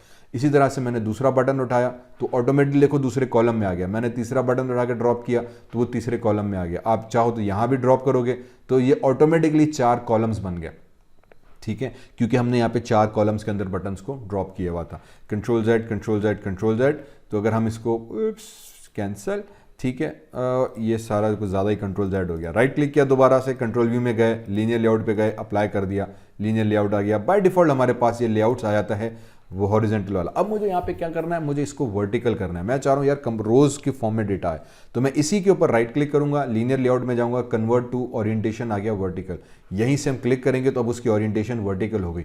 What do we mean by vertical now? तो पहले देखो कॉलम में डेटा आ रहा था, अब की बार हमारे पास अगर मैं कंपोनेंट डालूं तो एक इधर आ गया, दूसरा डाला तो वो दूसरा इधर आ गया, तीसरा डाला कंपोनेंट, कोई भी आप कंपोनेंट डालने गए वो ऑटोमेटिकली रो फॉर्म में नीचे आ जाएगा। बस इसकी अब ये मेन चीज़ है, इसको आप एक साथ नहीं कर सकते। लीनियर लेआउट अगर हॉरिजेंटल है तो हमेशा कंपोनेंट कॉलम में आएगा, एक ही कॉलम में, बस वो कुछ नहीं कर सकते। अगर आपने लीनियर वर्टिकल वाला किया तो हमेशा रोज में आएंगे। इसका एडवांटेज आता है जब आप मल्टी लेआउट्स में जाते हो। तो अभी मैं इसको डिलीट किया, इसको डिलीट किया, इसको डिलीट किया। एडवांटेज तब आता है जब मैं इसको मल्टी लेआउट पे काम करना चाहूँ। फॉर एग्जाम्पल मैं अब आ जाता हूँ, मैंने लीनियर लेआउट दिया, वर्टिकल पे गए, मैंने टेक्स्ट व्यू को उठा के ड्रैग एंड ड्रॉप किया, मेरे पास टेक्स्ट व्यू रो 1 के अंदर आई। मैंने कहा रहने दे, सबर कर, अभी मैं बताता हूँ मैं क्या कर रहा हूँ। मैं नीचे आ गया, टेक्स्ट व्यू में आके मैंने इसको नाम दे दिया, फॉर एग्जाम्पल नोट्स ऐप कर देते हैं हम। नोट्स ऐप आ गई, वही सेटिंग्स अब जो हमने पहले की थी। साइज में चले गए वेरी क्विकली, साइज में आने के बाद मैंने इसको कह दिया फॉर एग्जांपल 40 SP साइज हो जाए, तो 40 SP साइज हो गई, ठीक है। मैं इसकी अलाइनमेंट में चला गया और अलाइनमेंट में जाके ALIGN लिखा तो अलाइनमेंट आ गई। एरो पे क्लिक करके हमने सेंटर कर दिया तो सेंटर हो गई। आपको कलर चेंज करना है तो आपने कलर में चले गए, टेक्स्ट कलर हमारे पास आ गया। इस पर क्लिक करके मैंने कह दिया यार इसमें से कोई भी आप कलर उठाना चाहो, टेक्स्ट का कलर हमने वो कर दिया। बैकग्राउंड कलर चेंज करना है, फॉर एग्जांपल मैंने बैकग्राउंड को यहाँ पे आके लिखा, ठीक है, और BSC के बैकग्राउंड कलर आ गया। कलर पिक करके मैं कह देता हूँ कि बैकग्राउंड येलो हो जाए मेरे पास, तो ये येलो कलर आ गया। What ever colour you want, यहाँ पे आप इमेज भी दे सकते हैं, टेक्स्ट भी दे सकते हैं, लोगो दे सकते हैं, जो आपकी मर्जी। अगर इमेज है तो इमेज इंपोर्ट करके यहाँ से आपने दे दिया। सेम तरीके का मेरे पास मेरा हेडर बन गया। ये रो 1 कंप्लीट हुई। अब मुझे नेक्स्ट रो में कंपोनेंट डालना है, लेकिन अब नेक्स्ट रो के अंदर मुझे क्या करना है, स्क्रॉल भी करना है, ताकि अगर बटन ज़्यादा हो जाए तो स्क्रॉल भी हो सके। इस साथ साथ मैं इसको चाह रहा हूँ कि जो कार्ड व्यू हमारे पास बने। तो सबसे पहले हम क्या करेंगे, स्क्रॉल व्यू में आ गए, ठीक है। मैंने स्क्रॉल व्यू उठाया, लीनियर लेआउट के नीचे ड्रैग एंड ड्रॉप किया। अब इसका क्या नतीजा हुआ कि जो स्क्रॉल व्यू के अंदर ऑटोमेटिकली उसने कर दिया कि जितना बाकी का हिस्सा बचा था, as you can see this, वो पूरा का पूरा स्क्रॉल व्यू ने ले लिया, क्योंकि उसके जहन में ये है स्क्रॉल व्यू ने पूरा हिस्सा लेना है। ऑटोमेटिकली उसने पूरा हिस्सा ले लिया। अगर आप स्क्रॉल व्यू नहीं डाला तो दूसरा कंपोनेंट डालोगे तो रिमेंबर उतनी रो के अंदर नीचे ऑटोमेटिकली आ जाएगा। ये सिर्फ एक चीज़ है। लीनियर लेआउट वर्टिकल, पहली रो में ये डाला, दूसरी रो में मैंने स्क्रॉल व्यू को डाला, तो ये हायरार्की नजर आई। स्क्रॉल व्यू डाला तो स्क्रॉल व्यू के अंदर ऑटोमेटिकली इसने एक और लीनियर भी डाल दिया, क्योंकि उसको पता है कि स्क्रॉल व्यू बेसिकली स्क्रॉलिंग के लिए, लेकिन स्क्रॉलिंग के अंदर भी आपको लेआउट जरूर रखना है, क्योंकि आपको कंपोनेंट्स ऑर्गेनाइज करने के लिए लेआउट का होना लाजमी है, ठीक है। तो उसने लीनियर लेआउट डाल दिया, वर्टिकल रोज वाला। हमने कहा ठीक है, मुझे फिलहाल यही चाहिए, ठीक है। बल्कि मैं कह रहा हूं नहीं, इसको ये भी नहीं चाहिए मुझे, इसको यहां पे अब क्या चाहिए, हाँ यही चाहिए मुझे, ठीक है। मुझे अब ये इस रो को, इसको अंदर मुझे रोज को ब्रेक करना है, ठीक है। लेकिन अब मुझे लेआउट को क्या करना है कि रो 1 के अंदर 2 बटन चाहिए, रो 2 के अंदर 2 बटन चाहिए, रो 3 के अंदर। फॉर एग्जांपल मैं यहाँ पे आ गया तो मैंने इसके अंदर बटन ड्रॉप किया तो ये पूरा बटन रो में आ गया। मैंने कहा नहीं यार, मुझे पूरा बटन नहीं चाहिए, मुझे एक रो में 2 बटन चाहिए, या 3 बटन चाहिए, या 4 बटन चाहिए। अब वो हम कैसे करेंगे, ठीक, अब मतलब इस रो को, क्योंकि ये लीनियर है, वर्टिकल है, तो मुझे कॉलम ब्रेक करना है। लेकिन फिर मुझे अगर मैंने सिर्फ कॉलम वाला लिया तो पूरी का पूरा कॉलम आ जाएगा, वो भी नहीं करना। अब यहाँ पे हम नेस्टेड लेआउट्स यूज कर रहे हैं, तो मैंने पहले तो किया बटन शहजादे को डिलीट, मैंने इस लीनियर लेआउट के अंदर फिर लेआउट्स में गए और एक हॉरिजेंटल वाला लेआउट उठा के ड्रॉप किया। मींस एक लेआउट के अंदर दूसरा लेआउट ड्रॉप किया, तो ये अब देखो हायरार्की बनती आ रही है। लीनियर के अंदर स्क्रॉल व्यू डाला, स्क्रॉल व्यू के अंदर हमने लीनियर वर्टिकल वाला डाला ताकि ये रो फॉर्म में कन्वर्ट हो जाए। फिर इस रो को और मैंने ब्रेक किया कॉलम के अंदर, तो अब ये पहला कॉलम बना। अब इसके अंदर मैं क्या डालूंगा, अब इसके अंदर हम आ जाएंगे कंटेनर्स में। ठीक है, यहां पे आ गए मेरे पास कार्ड व्यू। अब इसके अंदर आके पहला मैं कार्ड व्यू ड्रॉप किया, तो इसके अंदर एक कार्ड हमारे पास बनकर आ गया। यहां पे कुछ दिखाई नहीं दिया क्योंकि अभी कार्ड की हमने सेटिंग करना बाकी है, तो मैंने इसको किया क्लोज। मैं कार्ड व्यू को सेलेक्ट किया, कार्ड व्यू की सेटिंग्स आ गई। अब कार्ड व्यू की सेटिंग्स कुछ 4 बेसिक इंपॉर्टेंट सेटिंग्स हैं। जैसे कार्ड व्यू सेलेक्ट करेंगे, एट्रीब्यूट एडिटर में आए, कॉमन एट्रीब्यूट्स आ गया, बैकग्राउंड कलर फिलहाल मैंने वाइट ही रखा, कॉर्नर रेडियस ये सबसे इंपॉर्टेंट, क्योंकि मैं कार्ड को थोड़ा सा रेडियस के फॉर्म में दिखाना चाह रहा हूँ, मैंने इसको यूजुअली 12 dp कर दिया, तो कॉर्नर 12 dp हो गया। कंटेंट पैडिंग मैंने फॉर एग्जांपल 10 dp कर दिया, तो 10 डिस्प्ले के हिसाब से अब थोड़ा सा कंपोनेंट आपको यहाँ पे नजर आना शुरू हो जाएगा। फिर मैंने कार्ड एलिवेशन, मीन्स के क्योंकि कार्ड है तो वो थोड़ा सा उभरा हुआ नजर आ रहा है और पीछे उसका शेडो है, तो पूरा कार्ड फॉर्म में नजर आएगा। इसको भी मैं 11 से 10 dp फॉर एग्जाम्पल कर दिया, चलें 10 dp कर देते हैं, डिपेंडिंग ऑन, फिर हम साइज के साथ थोड़ा सा खेलते रहेंगे। लेकिन अभी भी वो कार्ड उस लेआउट उस मजे से मुझे नजर नहीं आ रहा। उसके बाद इसमें एक ऑप्शन है यहाँ पे यूज कार्ड कॉम्पैक्ट पैडिंग, ये सबसे इंपॉर्टेंट है। जब तक इसको आप इनेबल नहीं करोगे कार्ड व्यू आपको मजे से दिखेगा नहीं। जैसे ही मैंने इसको इनेबल किया तो अब आपको एक पतला सा कार्ड यहाँ पे क्लियरली नजर आने लग गया। ठीक है, अब इसका मतलब ये हुआ कि जब मैं इस पर काम करूंगा तो मेरे पास कार्ड व्यू आ गया। इस कार्ड व्यू के अंदर मुझे क्या चाहिए, इस कार्ड व्यू के अंदर हम वापस आ जाएंगे, कॉमन के अंदर इमेज चाहिए। इमेज को ड्रैग एंड ड्रॉप करके अब मैं इस कार्ड, अब मैं यहाँ पे यूज कर रहा हूँ। इधर करूंगा तो देखो यहाँ पे बहुत सारे कंपोनेंट्स आ चुके हैं, बहुत सारे लेआउट्स आ चुके हैं। अब मुझे नहीं पता कि मुझे कहाँ पे ड्रॉप करना है, मुझे ये इमेज इस कार्ड के अंदर ही चाहिए। तो मैं बेहतर ईजीएस्ट रहेगा कि मैं इस कार्ड के ऊपर आके ड्रॉप करूं, और कार्ड के नीचे अब आपको एरो नजर आ रहा है, ये इंडिकेट करेगा कि जब आप इस पर ड्रॉप करोगे तो कंपोनेंट हमेशा इसी के नीचे जाएगा। हमने कह दिया ठीक। अब मुझसे पूछेगा भाई लोगो कौन सा, क्योंकि इमेज भी आई थी ऑटोमेटिकली भी आपको कौन सा लोगो चाहिए। मैंने कह दिया यार सबसे पहले ऐसा करो कि ये लैपटॉप वाला लोगो जो था ना इसको ले आओ, तो ये मेरे पास लैपटॉप का लोगो आ गया। Now you can see this कि we have a card here. अब इस कार्ड के नीचे मुझे टेक्स्ट भी दिखाना है, इमेज आ गई। ठीक है, अब इसके अंदर मैंने टेक्स्ट भी उठाया, ड्रैग एंड ड्रॉप किया टेक्स्ट, तो कार्ड के नीचे हमारे पास क्या हो गई, एक टेक्स्ट भी आ गया। इस टेक्स्ट को हमने नाम दे दिया फॉर एग्जाम्पल लैपटॉप का, नहीं सॉरी कंप्यूटर का, कंप्यूटर का नाम दे देते हैं, तो कंप्यूटर आ गया। फर्क सिर्फ ये रहा कि ये कार्ड हमारे पास ऊपर आ गया। Late me just zoom into this little bit. ठीक है, मैं इसको थोड़ा सा जूम करके आपको दिखा देता हूं, तो अभी आपको ऊपर नजर आ रहा है। अब हम क्या करेंगे, हमने कह दिया यार ये चीज़ मुझे मज़ा नहीं कर रही है। ठीक है, तो हम इसको थोड़ा सा टेक्स्ट को अलाइनमेंट से हिसाब से सेट करेंगे। अब आप चाहो तो इस कार्ड व्यू के अंदर भी लीनियर लेआउट यूज कर सकते हो दो। ठीक है, आप चाहो तो इस कार्ड व्यू के अंदर एक और लीनियर लेआउट डालो, उस लीनियर के अंदर आप इमेज और ये डालो, तो उससे क्या होगा कि ऑटोमेटिकली ये रो 1 पे ये वाला आ जाएगा, रो 2 पे वो कार्ड आ जाएगा। इससे आपकी सेटिंग्स बहुत आसान हो जाती है। लेकिन अगर आप मैन्युअली करना चाह रहे हो तो फिर इस कार्ड के अंदर हम एक सेटिंग्स यूज करते हैं मार्जिन और पैडिंग्स की, वो चीज़ करते हैं। ठीक है, मार्जिन और पैडिंग्स क्या है कि कंपोनेंट की प्लेसमेंट को डिफाइन करता है। मोस्ट आसान से तरीका ये कि इस कार्ड व्यू के अंदर हम आ गए, मैंने कहा यार ये टेक्स्ट ऊपर चला गया और मुझे इसकी सेटिंग सही करनी है, तो मैं आ जाता हूँ लेआउट्स के अंदर ही। मैंने एक और रो वाला लेआउट उठाया और इस कार्ड व्यू के मिडिल में मैंने ड्रॉप किया। जैसे ही मिडिल में ड्रॉप करेंगे ना तो ये कंपोनेंट ऑटोमेटिकली सेट हो गया। अब इस इमेज को उठा के मैंने तो लीनियर 1 के अंदर डाला और इसको उठा के ड्रैग एंड ड्रॉप किया इधर, तो ये कंपोनेंट्स मेरे पास ऑटोमेटिकली एडजस्ट होके सेट हो गया। ठीक है, सिर्फ प्लेसमेंट इसकी देखो आपने ख्याल की, तो ये मेरे पास कंपोनेंट रेडी स्टडी गो हो गया। हमने कह दिया ज़बरदस्त, कार्ड व्यू सेलेक्ट किया, तो अब इसकी हायरार्की को आप चेक करो क्या कॉम्प्लेक्स ज़बरदस्त एआई बनी। तो अब हमारे पास क्या बना, हमारे पास सबसे पहले स्क्रॉल व्यू, तो पूरा स्क्रीन स्क्रॉल होगी, उसके अंदर मैंने लीनियर डाला तो ये एक रो बनी मेरे पास। इस लीनियर के अंदर मैंने कॉलम 1 डाला हुआ है, तो ये कॉलम 1 को उसने डिवाइड कर दिया। अभी दूसरा कंपोनेंट आएगा तो ये ऑटोमेटिकली साइज सेट हो जाएगी। फिर कार्ड डाला, कार्ड के अंदर मैंने एक और लीनियर डाल दिया ताकि मैं कार्ड के अंदर अब एक रो 1 और ये रो 2 बनी। हो सकता है कि अगर आप इसी के अंदर बनाना चाहें तो आप इस तरीके से स्टैक बाय स्टैक कंपोनेंट्स को ऑर्गेनाइज करते चले जाएंगे, तो ये हमारे पास स्ट्रक्चर बन जाएगा। ये हमारे पास एक कॉम्प्लेक्स यूआई का एग्जाम्पल बन जाता है। इसी को सेट किया, अब मैं क्या करूंगा, इस कार्ड व्यू की हम साइज भी सेट कर सकते हैं, वरना अब मुझे दूसरा कार्ड बनाना है। तो let me show you how I do that. फिर मैं वापस इधर ही आ गया, कंटेनर्स में गए, कार्ड व्यू उठाया, इस कार्ड व्यू को ड्रॉप किया, मैंने कहा इस वाले लीनियर के बाहर। ठीक है, उप्स इधर, ताकि ये जो कार्ड था उसके साथ साथ दूसरा कार्ड आ गया। फिर सेम चीज़ मैं करूँगा, लेआउट्स में गए, इस कार्ड के अंदर पहले तो लीनियर डाला, ठीक है, ताकि मेरे पास लीनियर लेआउट आ जाए। और फिर इस कार्ड व्यू के अंदर भी वही सेटिंग्स हम करेंगे। कॉर्नर रेडियस 12 dp कर दिया मैंने। कंटेंट पैडिंग जो थी हमारे पास जो नीचे वाली थी, इसको हमने 10 dp कर दिया। कार्ड एलिवेशन आई थिंक हमने 10 dp रखा था, ये भी 10 dp कर दिया। और कॉम्पैक्ट जो रेडियस थी उसको हमने ट्रू कर दिया। तो ये मेरे पास ऑटोमेटिकली कार्ड का लेआउट दूसरा इसी लीनियर के अंदर कॉलम बनकर आ जाएगा। फिर इस कॉलम के अंदर जो हमने लीनियर रखा था, इस लीनियर के अंदर अब जाके हम कह देंगे कि भैया तुम इमेज में आ जाओ, ड्रैग एंड ड्रॉप करो ये इमेज। और अब की बार हम लैपटॉप उठा लेते हैं, एक आई थिंक लैपटॉप था, मोबाइल था मेरे पास, ये रहा मोबाइल, क्लिक किया ओके, तो मेरे पास ये आ गई इमेज। लेकिन अब मुझे वो कार्ड नज़र नहीं आ रहा। So if I zoom out here, तो ये देखो यहाँ पे डॉट आ रहा है, इसका मतलब ये कार्ड कहीं उधर चला गया। तो मैंने इस कार्ड व्यू को सेलेक्ट किया, जो पहला कार्ड बनाया था इसकी हम थोड़ी सी विड्थ सेट नहीं की हुई। अब आ जाते हैं इसकी विड्थ प्रॉपर्टी के ऊपर। तो यहाँ पे क्या दिया हुआ है, मैच पेरेंट। तो जितनी पेरेंट की साइज थी ऑटोमेटिकली उसने उतनी कर दी। मैं कहता हूँ यार विड्थ इतनी नहीं, विड्थ को तुम 200 dp कर दो। तो जैसे ही 200 dp की तो ऑटोमेटिकली दूसरा कार्ड आ गया। मैंने कहा 200 ज़्यादा हो गई, 100 dp करके देख लेते हैं। तो 100 dp बहुत कम हुई, 150 dp कर दिया। तो 150 dp मुझे लगा कि यार दिस इज़ ऑलमोस्ट ओके, थोड़ा सा और 140 करके देख लेते हैं। हमारे पास 140 आई थिंक 150 ठीक था, ठीक है। 150 dp मैंने इसकी साइज़ कर दी। दूसरा कार्ड सेलेक्ट किया, इसकी भी आके मैंने 150 dp कर दी।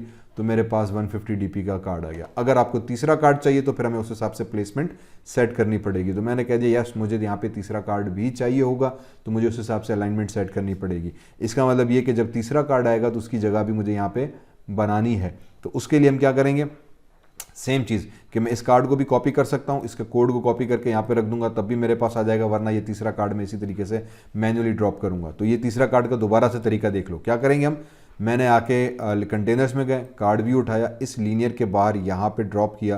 तो एरो नोट करो कि एरो कहाँ से आ रहा है, ये डॉटेड लाइन इसके नीचे, तो ये कार्ड व्यू आ गया। डन। इस कार्ड व्यू के अंदर आके हमने इसको कह दिया कि भाईजान तुम्हारी जो रेडियस होगा वो 12 dp बनेगा, ताकि बॉर्डर्स थोड़े से राउंड होके में नजर आए। कॉन्फ्रेंस जो पैडिंग थी हमने 10 dp कर दी थी। कार्ड एलिवेशन जो था वो भी हमने 10 dp कर दिया था। और यूज़ कॉम्पैक्ट पैडिंग को हमने ट्रू किया। ये 4 सेटिंग्स इसकी बेसिकली कार्ड की हर किसी की मस्ट हैं। उस कार्ड के बाद हमने इस कार्ड के अंदर एक और लीनियर लेआउट डाला, ताकि कंपोनेंट्स को मैं रो और कॉलम फॉर्म में ऑटोमेटिकली ऑर्गेनाइज कर सकूं। तो ये रो और कॉलम फॉर्म में कंटेंट आ गया मेरे पास। इसके अंदर हम कॉमन में जाके सबसे पहले तो इमेज ड्रॉप कर देंगे। तो पहली रो में मेरे पास इमेज आ जाएगी। Now this time this image can be for example video, या मे बी हाँ वीडियो कर लेते हैं। क्लिक ओके किया तो मेरे पास वीडियो कंपोनेंट आ गया। ओके और उसके बाद फिर हम इसमें टेक्स्ट उठा के इसी लीनियर के नीचे एरो को नोट करते हुए मैंने इसके नीचे टेक्स्ट ड्रॉप कर दिया।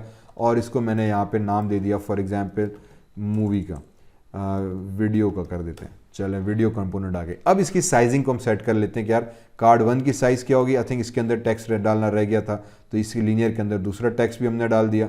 सूप्स किधर गया, किधर गया, किधर गया, किधर गया। ओके इसको उठाया। अब मुझे इसके अंदर डालना है, तो I am just following the row कि यार ये एरो ब्लू, इसके अंदर ये ब्लू, इसके अंदर ये ब्लू की डॉटेड लाइन, इस लाइन को हमने फॉलो करते हुए मैंने यहाँ पे रखा, तो कंपोनेंट आ गया हमारे पास ये वाला। इसको मैंने नाम दे दिया फॉर एग्जांपल मोबाइल का, तो ये मेरे पास मोबाइल का टेक्स्ट आ गया। डन हुआ कॉर्नर, कंपोनेंट्स बन गए। अब इसको फिलहाल हम मिनिमाइज करके पहले तो इनकी अलाइनमेंट सेट करते हैं। कार्ड 1 उठाया, मैंने 150 किया था। मैंने कहा यार 150 कुछ ज़्यादा हो गया, 130 dp कर दो इसका भी। दूसरा कार्ड उठाया, तुम्हारा भी जो साइज़ थी 130 dp कर दो। इसी तरह से तीसरा कार्ड जो था तुम्हारी भी 130 dp साइज़ हो जानी चाहिए, तो तुम 3। तो ये तीनों मेरी जान सेट होके फर्स्ट क्लास मेरे पास कार्ड्स बनकर आ गए। You can see this wonderful layout हमारे पास बन गया। अब सिर्फ जो टेक्स्ट रहा मेरे पास, इस टेक्स्ट की अलाइनमेंट हमारे पास सही नहीं है, तो इसकी भी मैं अलाइनमेंट पे चला गया। टेक्स्ट अलाइनमेंट, इसको हम सेंटर कर देते हैं कि भाईजान ये भी सेंटर हो जाए, तो ये टेक्स्ट ऑटोमेटिकली सेंटर हो जाएगा। इसकी अलाइनमेंट सेलेक्ट की, इसकी अलाइनमेंट सेलेक्ट करके इसको भी हम सेंटर कर देते हैं, तो ये भी सेंटर हो जाएगा। ये वाला जो वीडियो था इसकी भी टेक्स्ट अलाइनमेंट में गए, इसको भी हमने सेंटर कर दिया, तो ये सेंटर हो गया। तो तीनों जो हमने कंपोनेंट्स बनाए थे, इन तीनों के अलाइनमेंट्स को उठा के हमने सेंटर कर दिया। बस सिंपल एज दैट, ठीक है। और ये मेरे पास कंपोनेंट्स रेडी स्टडी हो गए। विड्थ इसकी भी मैच पेरेंट कर दी थी, इसकी भी मैच पेरेंट कर दी, और इसकी भी मैच पेरेंट। अब यहाँ पे 2 चीज़ें आई, मैच पेरेंट और रैप कंटेंट। मैच पेरेंट का मतलब ये कि जो कंपोनेंट है ना, उसकी विड्थ जो उसका पेरेंट होगा ना, उसकी साइज के हिसाब से हो जाए। क्योंकि रिमेंबर हम लीनियर लेआउट स्ट्रक्चर और नेस्टेड स्ट्रक्चर यूज़ कर रहे हैं। तो मैच पेरेंट का मतलब ये कि मेरे पेरेंट की साइज़ करो, और रैप कंटेंट का मतलब ये कि जितना मेरा टेक्स्ट है तुम उतनी करो, ठीक है। तो ये दो पैरामीटर्स यूज करते हैं, या फिर मैन्युअली हम पिक्सेल्स देते हैं। तो तीन चीजें की जाती हैं विड्थ एंड हाइट के अंदर। मैच पेरेंट, मेरे पेरेंट के हिसाब से साइज सेट करो, मेरी अपने कंटेंट के हिसाब से साइज सेट करो, या क्या करो। तो मैंने यहां पर आ गया। अब इसकी थोड़ा सा टेक्स्ट साइज को रीडेबल कर लेते हैं, SIZE कर लेते हैं। टेक्स्ट साइज स्टैंडर्ड 14 SP है मिनिमम, ठीक है। स्क्रीन के हिसाब से रिकमेंडेड ये है कि मिनिमम आप 14 SP यूज़ करो। तो मैं इसको 14 SP के हिसाब से टेक्स्ट को मैं सेट कर देता हूँ। इसका भी मैंने 14 SP कर दिया। अब वो आपकी स्क्रीन के साइज़ के हिसाब से, आपके हिसाब से कितना पढ़ने में आ रहा है। मेरे पास ये आइकॉन्स बनकर आ गए, डन।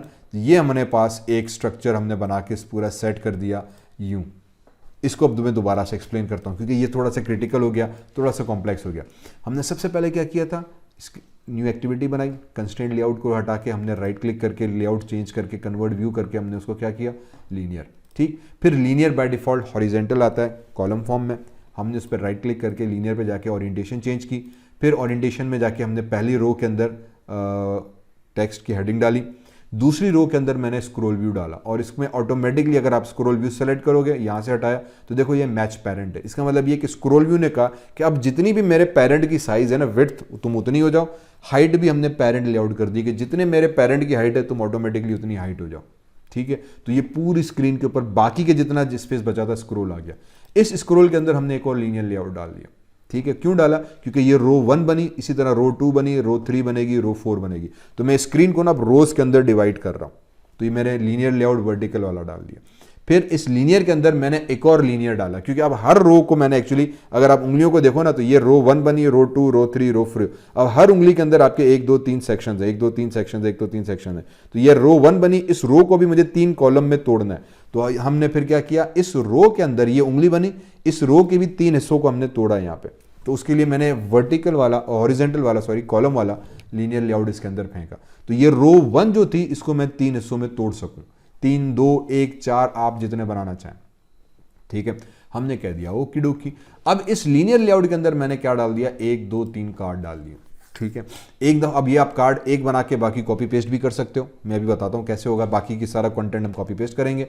तो मैंने इस लीनियर लेआउट के अंदर अब ये कार्ड 1 डाला, कार्ड 2 डाला, कार्ड 3 डाला, ठीक है। पहले हमने कार्ड 1 डाला था। कार्ड 1 बेसिकली हमारे पास इस तरीके से एक बड़ा जबरदस्त किस्म का लेआउट बना के दे देते हैं कार्ड्स का, ठीक है। तो यू कैन सी दिस के बॉर्डर आ गया हमारे पास। अब इसमें अब एलिवेशन थी, मैंने कहा कि बाय डिफॉल्ट हमने 10 रखी है, आप इसको थोड़ा सा इंक्रीज भी कर सकते हो ताकि ये 12 कर दी तो थोड़ा सा ज़्यादा उभरा हुआ नजर आएगा। हमारे हिसाब से 10 ठीक है, क्योंकि मुझे ज़्यादा कार्ड्स दिखाने हैं। तो जितना ऊपर करोगे उतनी उसकी साइज़ पे भी थोड़ा बहुत फ़र्क आएगा। 10 11 12 आई थिंक 16 के बाद फिर आपको फ़र्क महसूस वैसे ही नहीं हो रहा होता। ओके, कार्ड बन गया, ठीक। इस कार्ड के अंदर अब मुझे क्या करना है, एक लोगो देना है और लोगो के नीचे टेक्स्ट आना चाहिए।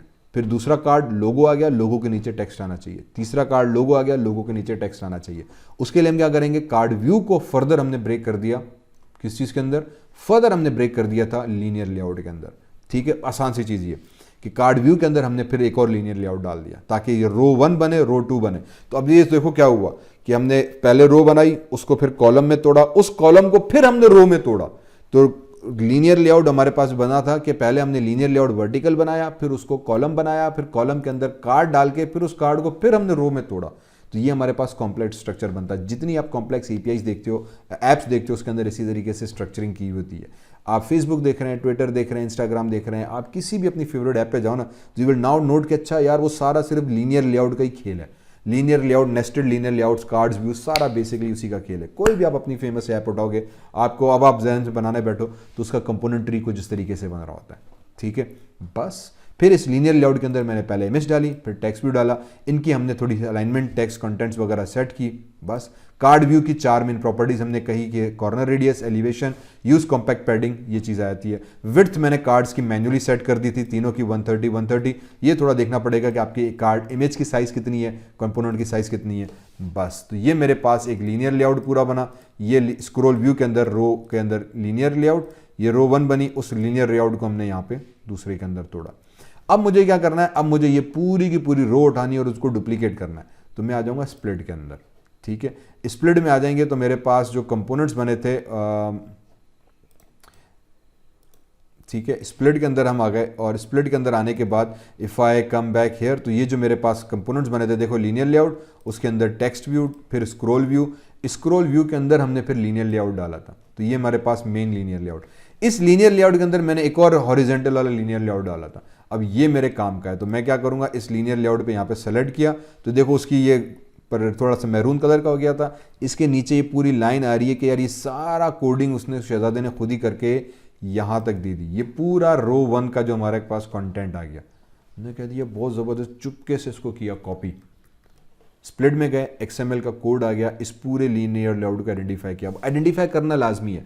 मैंने कैसे आइडेंटिफाई किया कि मैंने स्ट्रक्चर रखा था क्या, ठीक है, स्क्रॉल व्यू के अंदर लीनियर लेआउट, ये रोज बन गई, ठीक है। अब इसके अंदर रो 1 का मुझे पूरा कॉपी करना है, तो मैं रो 1 के पूरे हिस्से के अंदर आया, तो रो 1 के अंदर मैंने एक और लीनियर लेआउट डाला था, तो वो लीनियर लेआउट के मैंने एरो पे पहले क्लिक किया, इससे पहले, तो ये मैरून कलर का हो गया और ये लाइन थोड़ी सी आपकी बोल्ड नज़र आ रही है। इसको मैंने स्क्रॉल करते करते करते करते करते करते नीचे आया, जहाँ पे मैरून कलर का ख़त्म हो रहा है, शिफ्ट दबा के वहाँ पे मैंने क्लिक किया, तो ये पूरा कोड मेरे पास कॉपी हो गया। Ctrl+C कर देते हैं हम यहाँ पे, ठीक है, इससे बाहर आ गए। अब मैंने एंटर प्रेस किया, इस लीनियर और इसके दरमियान में Ctrl+V कर दिया, एंटर किया, आपकी दूसरी रो बन गई, फिर Ctrl+V कर दिया, ठीक है, ये आपकी तीसरी रो बन गई, फिर इसी के नीचे आके मैंने Ctrl+V कर दिया, ये आपकी चौथी रो बन गई। इसी तरीके से नीचे आके Ctrl+V कर दिया, तो आपकी बेसिकली छठी सातवीं जितनी अब आप रोज़ बनाना चाहो बनेंगी, एंड ये आपकी स्क्रोलेबल हमारे पास बन गई, ठीक है। मेरे पास मेरा मेन्यू बन गया। मैं इतनी ज़्यादा फिलहाल बनाने के मूड में नहीं हूँ, लेकिन just to explain the scroll view हमने ये बना दिया। अब यहाँ पे कुछ एरर्स आ गए। एरर्स क्या आए भाईजान, मैं फिलहाल फुल कोड व्यू ऑन कर लेता हूँ ताकि मैं ज़रा कोड को अच्छी तरीके से पढ़ सकूँ। तो ऊपर आ जाते हैं वापस, ठीक है। अब एरर क्या आ गया, एरर ये आ गया कि भाईजान जब आपने कोड बनाया था, ठीक है, वापस ऊपर आ गए, टेक्स्ट व्यू के अंदर स्क्रॉल व्यू के अंदर लीनियर लेआउट, तो ये पहला लीनियर लेआउट आया। इसमें हमने नाम दिए हुए थे जो कंपोनेंट्स के ना, जब आपने उसको डुप्लीकेट किया तो उसके भी नेम सेम हो गए। अब यहाँ पे वो एरर दे रहा है कि यार टेक्स्ट व्यू 2 उधर भी है, टेक्स्ट व्यू 2 इधर भी है, टेक्स्ट व्यू 2 हर जगह तूने टेक्स्ट व्यू 2 यूज़ किया हुआ, ये क्या नई फनकारी है भाई। क्योंकि हर कंपोनेंट का वेरिएबल नेम बहुत इंपॉर्टेंट है, हर कंपोनेंट का आपने नेम दिया हुआ है, तो इस वजह से हज़रत ने एतराज़ कर दिया। तो हम कह देंगे यार अच्छा सब्र करो, नथिंग टू वरी, परेशान होने की ज़रूरत नहीं है। ये वाला लीनियर उठाया, इसके मैंने इस डॉट पे क्लिक किया तो ये लीनियर क्लोज हो गया, पहली रो मेरे पास बंद हो गई, वो सही थी। रो 2 पे मैं आ गया, ठीक है, रो 2 पे आ गया, तो रो 2 के देखो यहाँ पे उसने इमेज व्यू दे दिया था, मैं इसको 22 कर देता हूँ, इसको हम 33 कर देते हैं, ठीक है। तो ये एरर आपका ख़त्म हो गया। फिर वापस नीचे कार्ड व्यू में आ गए, इसको हम 20 अब मैं 3 कर देता हूँ, सॉरी नाम में चेंज कर देता हूँ, ठीक है। 2 था तो आगे 3 लगा दिया, 5 था तो इसको 53 कर देते हैं, ठीक है। तो ये हमारे पास एरर ख़त्म हो गया, ये पहला लेआउट हमारे पास क्लियर हो गया। ये 3 था तो इसको 33 कर देते हैं, इसको हम 43 कर देते हैं। तो सिंपल वेरिएबल नेम सिर्फ अपने चेक करने के कहाँ कहाँ सेम हो रहा है। इमेज व्यू हमारे पास ये आ गया था, इसका भी नाम हम 20 आई थिंक 25 होगा, अभी सिर्फ नेमिंग याद रखना है यार, ठीक है। ये 35, उप्स, ये जो था ये भी 35 बनेगा, ठीक है। तो ये एरर भी ख़त्म हो गया। नीचे आ गया, ये हमारे पास इमेज व्यू 2 था, तो इसको हम अभी 25 कर देते हैं, आई थिंक 25 भी है, 26 कर दिया तो एरर ख़त्म हुआ। ये 55 हो गया तो इसको हमने 54 कर दिया, ये एरर भी ख़त्म हुआ। नीचे आ गए 33, और फिर इसी तरह से बेसिकली आप वेरिएबल नेम्स को तब्दील करते चले गए, तो ये आपका कंपोनेंट्स चेंज हो गए, ठीक है। उसूलन बेहतर ये कि आप इसका नाम फजीलत से रखते जाओ, ठीक है, और फिर उसके बाद ताकि आपको जब चेंज करना पड़े तो आपके पास कोई प्रॉब्लम ना हो। तो फिलहाल मैं रैंडम नंबर्स दे रहा हूँ उस पर, ताकि जल्दी से मेरा ये सेशन कंप्लीट हो, मैं वीडियो को प्लेबैक कर सकूँ। और इधर आगे इतनी ज़्यादा कॉपी पेस्ट करने का नतीजा यही निकला कि फिर अब हमारे पास नेमिंग का बड़ा मसला आ जाएगा, ठीक है। तो फिलहाल मैं इसके आगे रैंडम नंबर देता हुआ जा रहा हूँ ताकि मैं इसमें एरर को जल्दी से ख़त्म कर सकूँ। और अभी भी रह गया, ठीक है, और इसके आगे भी हमने नंबर दे दिए, खलास। तो अब आप देखोगे सारी रेड डॉट्स ख़त्म हो गए, सारे एरर ख़त्म हो गए, कोड पे आ गए, एवरीथिंग इज़ वर्किंग। यहाँ से मेन डॉट हट गया, मेरे पास मेरी ऐप बनकर रेडी स्टडी होकर आ गई।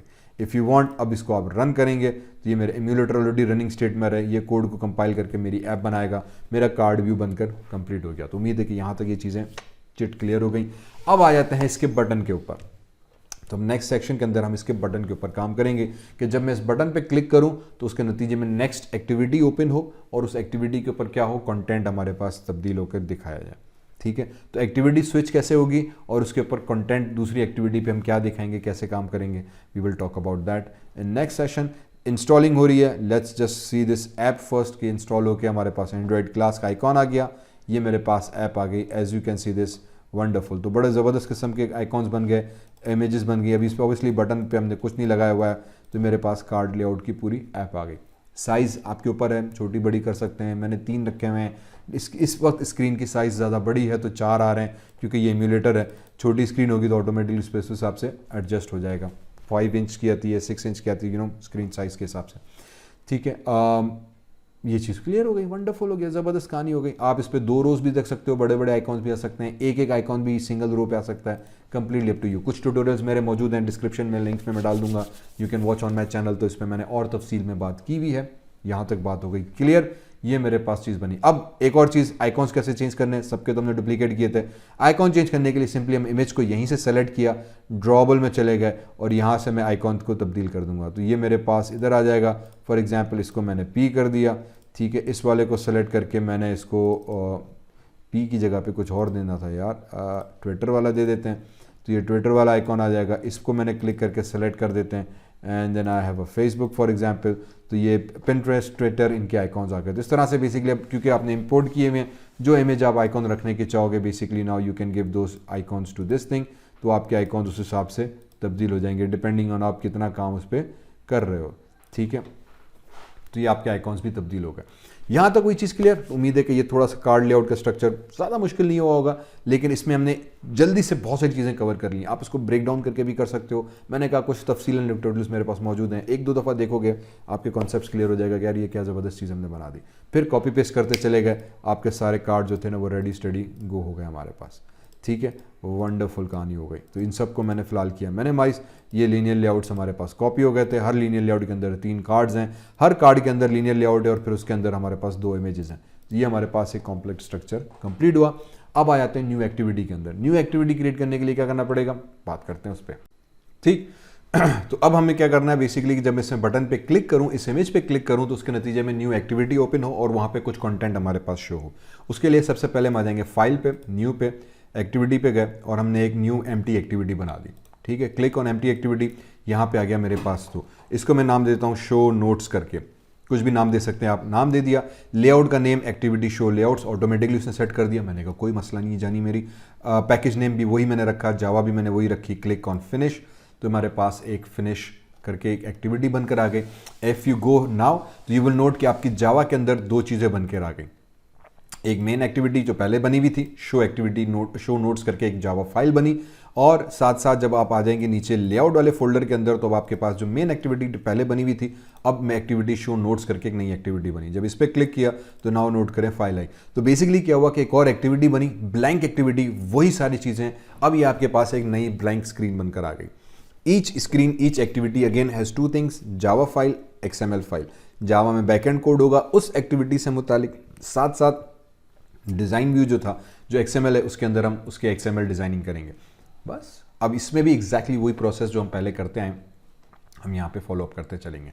अब यहाँ पे क्या करना है मुझे कि मैं जब इस पर क्लिक करूँ तो ये एक्टिविटी स्विच हो। तो सबसे पहले इसके अंदर भी मैं वही हरकत कर लेते हैं कि let me just drag and drop here activity. ठीक है, और इसका भी मैं उठा के फॉर एग्जांपल थोड़ा सा साइज़ हम बड़ी कर लेते हैं और इसका नाम हम दे देते हैं show notes, NOTS, show notes कर दिया भाईजान। आप इसको आप वर्टिकली कंस्ट्रेंट करा दिया, हॉरिजेंटली ऊपर रखते हुए मैंने ऊपर हॉरिजेंटली कंस्ट्रेंट करा देते हैं। पिक्सल साइज़ मैं कह देता हूँ कि 8 पिक्सल्स के गैप के साथ आ जाए। एट्रीब्यूट में जाके हम इसकी साइज़ चेंज कर लेते हैं। मैं इसको कह देता हूँ कि 40 SP करके इसका साइज़ आ जाएगा।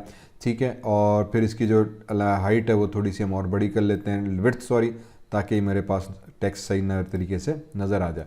फिर इसकी अलाइनमेंट को हम सेट कर देते हैं, ALIG लिखा तो टेक्स्ट अलाइनमेंट आ गया।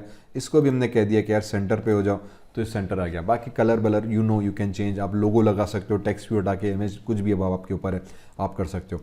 फिर इसके अंदर हम एक और चीज़ करने जाएंगे, वो है विजेट्स में जाके वेब व्यू करके। अब आइडिया ये है कि जब मैं इस बटन पे क्लिक करूं तो नोट्स की एक्टिविटी हो, लेकिन अगर इस तरह मेरे पास 1 2 3 4 5 6 7 8 9 10 11 12 13 है, तो हर बटन पे जब मैं क्लिक करूंगा तो मुझे नई कंटेंट चाहिए। ठीक है। दैट बेसिकली मीन्स कि या तो आप इस तरह से करो, 12 एक्टिविटीज़ अलग अलग बना सकते हैं, 12-15 न्यू एक्टिविटी करते गए, हर एक्टिविटी में डिफरेंट कंटेंट्स आप रखेंगे अगर कंटेंट्स कंप्लीटली तब्दील हो रहे हैं तो, ठीक है। या फिर जैसे इस पर्टिकुलर केस में मुझे सिर्फ नोट्स दिखाने हैं या कुछ इन्फॉर्मेशन दिखानी है, तो मैं क्या कर सकता हूं कि मैं इसमें एक वेब व्यू यूज़ करके बटन से हम इंटेंट्स के थ्रू कंटेंट पास करके डेटा को चेंज कर सकते हैं, ताकि एक्टिविटीज़ दो ही हो, जिस बटन पे मैं क्लिक करूं बेस्ड ऑन दैट बटन वो एक्टिविटी का डेटा चेंज होता रहे, ठीक है। मैं बटन 1 पे क्लिक करूं तो बटन 1 का डेटा है, बटन 2 पे क्लिक करूं तो बटन 2 का डेटा है, बटन 3 पे क्लिक करूं तो बटन 3 का डेटा है। तो एक्टिविटीज़ हमारी दो ही बनेगी, कंटेंट तब्दील हो रहा है। तो ये टोटली अप टू यू है कि आप हर एक्टिविटी के लिए अलग इंटेंट्स बना रहे हैं या एक ही एक्टिविटी पे कर रहे हैं। अब ये सारा आपकी यूआई के ऊपर डिपेंड करता है। मैं दोनों तरीके आपको दिखा देता हूँ। तो फर्स्ट हमने एक्टिविटी बना दी। अब मैं मेन अपने यूआई के अंदर आया, वापस ऊपर आ गया, इमेज व्यू जो बनाया था इसको मैं नाम दे देता हूँ फॉर एग्जाम्पल IMG_1 कर दिया, ठीक है, और रिफ्रैक्टर कर दिया, तो ये इमेज 1 मेरे पास बनकर आ गई। या आप जो भी कॉरस्पॉन्डिंग नेम इसका देना चाहें वो नेम दे देंगे। इसीलिए बाद पहले हमने इनका सबको डमी नेम दे दिए थे। अब जब मैं बटन पे कोडिंग करने जाऊंगा मैं हर किसी का नाम करेक्टली स्पेसिफाई करते चले जाएंगे, ठीक है। तो बटन 1 जब मैं इमेज पे क्लिक करूं तो आइडिया ये कि मेरी ये वाली एक्टिविटी शो हो जाए। तो मैं सबसे पहले इस पर आ गया, इस पर नाम मैंने इमेज 1 ID सेट कर ली थी। अब मैं इसी की मेन एक्टिविटी में जाऊँगा जावा फाइल के अंदर, ठीक है, मेन एक्टिविटी के अंदर, क्योंकि ये यहाँ पे मैंने क्रिएट किया था।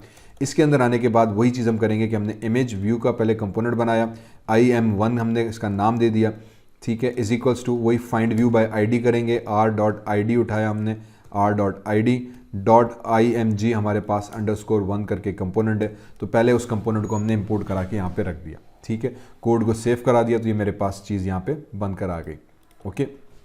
अब फिर हम क्या कर देंगे, IMG1.set ऑन क्लिक लिसनर, तो इमेज के ऊपर भी वही चीज़ लगाएगी, तो इमेज ऑन क्लिक लिसनर आ गया। इसके आर्गुमेंट्स में हमने new view on click listener लिखना था, व्यू न्यू लिखा तो view on click listener help में पहला आ गया।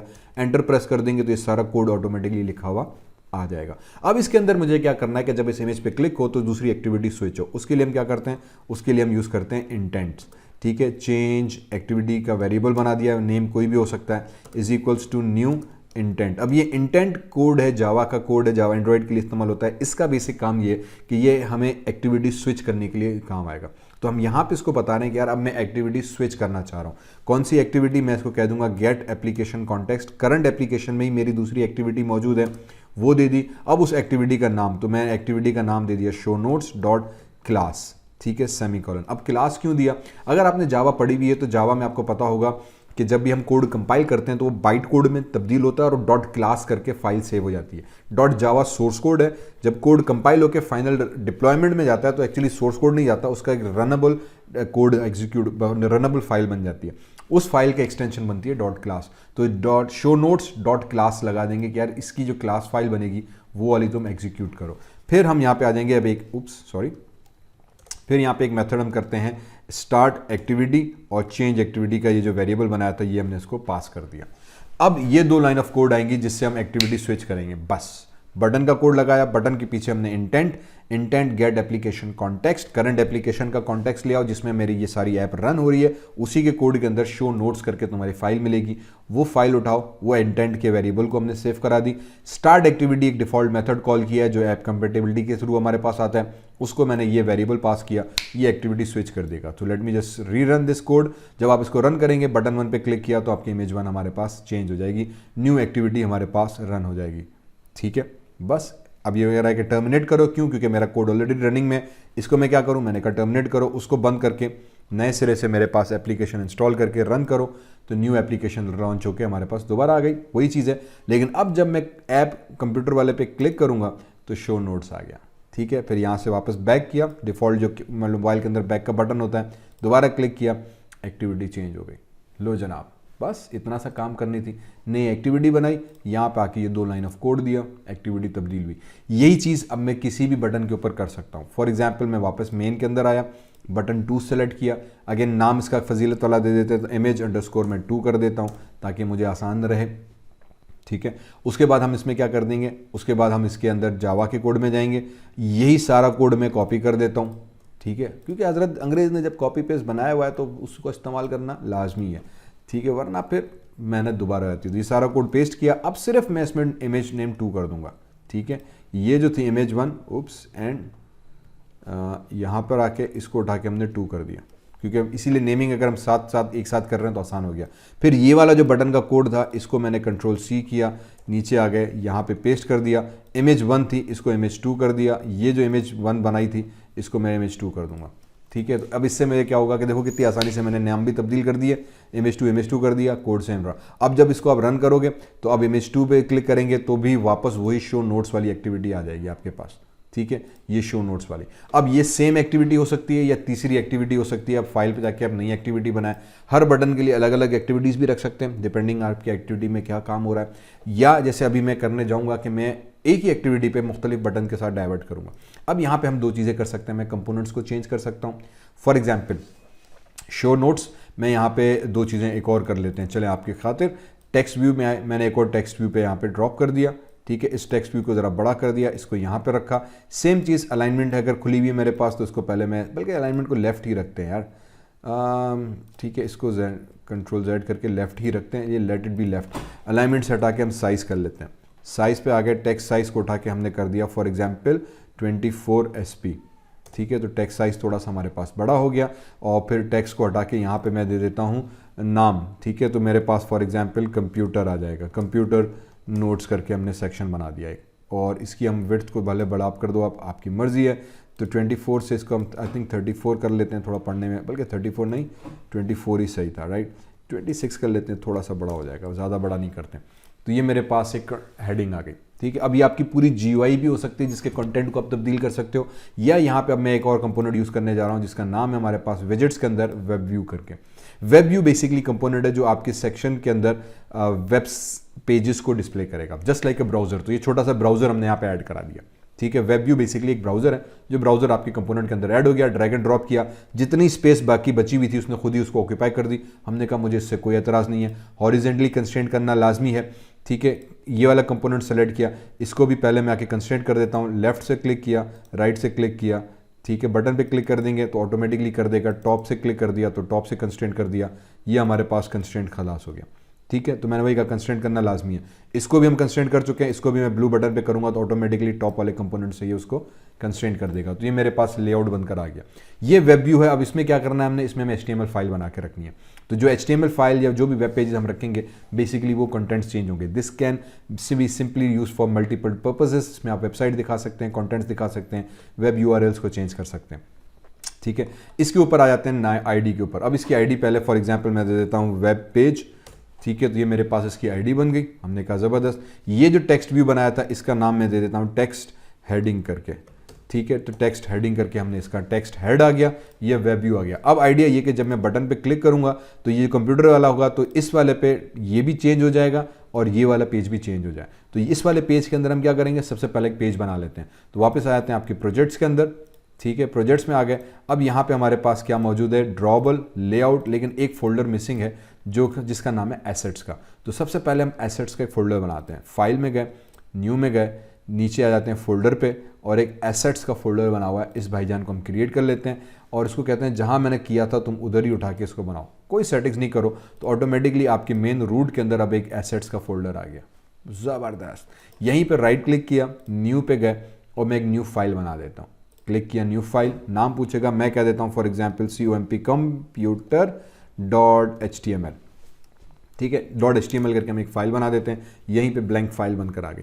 अब आप ये HTML फाइल इसी में बनाएं या किसी और HTML एडिटर में बनाएं, या पेज आपके पास ऑलरेडी सेव है आप उसके अंदर बना सकते हैं, जाना कोई प्रॉब्लम नहीं है, ठीक है। अब इसके अंदर मैं वेरी क्विकली छोटा सा एक HTML का कोड हम लिख लेते हैं, ओके। और ये मेरे पास हेड आ गया वगैरह वगैरह। इधर आ गया हमारे पास बॉडी, बॉडी आ गई हमारे पास। इस बॉडी के अंदर मैंने H1 दे दिया।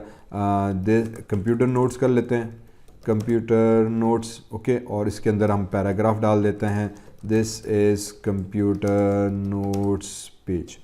बाकी यू गेट द आइडिया। अगर HTML आपको आती है तो HTML से आप किसी भी तरह के कंटेंट्स यहाँ पे डिस्प्ले करा सकते हैं। तो मेरे पास एक HTML फाइल बनकर आ गई। मैंने कह दिया ज़बरदस्त काम हो गया यार, ओके। अब लॉजिक क्या बैठी कि जब मैं इस पर क्लिक करूँ तो ये HTML फाइल मेरे पास यहाँ पे शो हो। सबसे पहली चीज़ ये हुई। हमने कहा पहले इसको सेटअप कर लेते हैं। इसको सेटअप करने के लिए हम क्या करेंगे, मेन एक्टिविटी में नहीं बल्कि शो नोट्स वाली एक्टिविटी में आ जाएंगे, ठीक है। शो नोट्स वाली एक्टिविटी में आ गए। यहाँ पे आने के बाद मैं बनाऊंगा पहले तो वेब व्यू, क्योंकि मैंने वहाँ वेब व्यू बनाया हुआ था। वेब व्यू उठाया, मैंने इसको नाम दे दिया वेब पेज का, इज इक्वल्स टू। अब हम इसमें इज इक्वल्स टू क्या कर देंगे, उप्स वेब व्यू, और यहाँ पे वेब पेज का एक हमने वेरिएबल बना दिया, pag page is equals to same चीज़ find view by ID r dot id dot हमारे पास क्या था वेब पेज, ये वाली चीज़। ठीक है, तो जो इसमें हमने नाम दिया हुआ था वेब पेज का इसका नाम, तो ये भी वेब पेज हमारे पास यहाँ पे उठाया। अब ये एक चीज़ आती है, इधर भी वेब पेज वेरिएबल हो गया, ये भी वेब पेज, तो यहाँ पे जावा शहजादा जो है वो कंफ्यूज हो जाएगा। तो मैं यहाँ पे वेब डेटा कर लेते हैं नाम। ठीक है, उप्स कंट्रोल Z, वेब डेटा कर लेते हैं नाम थोड़ा सा तब्दील कर लेते हैं दोनों वेरिएबल्स का, बस। तो ये हमारे पास वेब डेटा करके नाम आ गया। अब यहाँ पे हम एक और वेरिएबल बनाते हैं वेब सेटिंग्स करके। ठीक है, वेब SET सेटिंग्स कर लेते हैं इज इक्वल्स टू हमारे पास ये जो था वेब डेटा डॉट गेट, हमारे पास एक आया था सेटिंग्स का मेथड, उसको कॉल करा लेते हैं।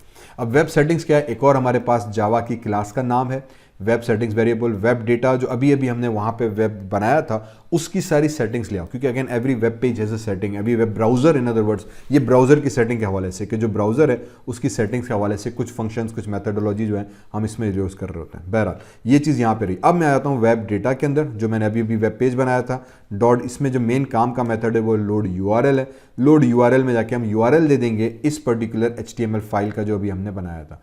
तो ये फाइल का URL देने के लिए हम क्या लिखेंगे, मैं लिखूंगा file colon // Android underscore asset slash computr computer.html।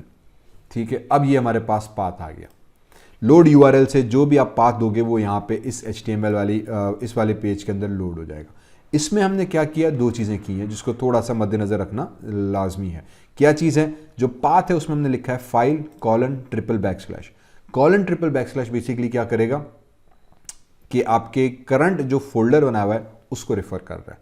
Android asset इस फोल्डर का नाम है। तो ये जो हमने पूरा बनाया ना, ये actually take it as a keyword, ये एक फिक्स्ड पाथ है इस एसेट्स फोल्डर का, इसीलिए फोल्डर हमने एसेट्स करके बनाया था।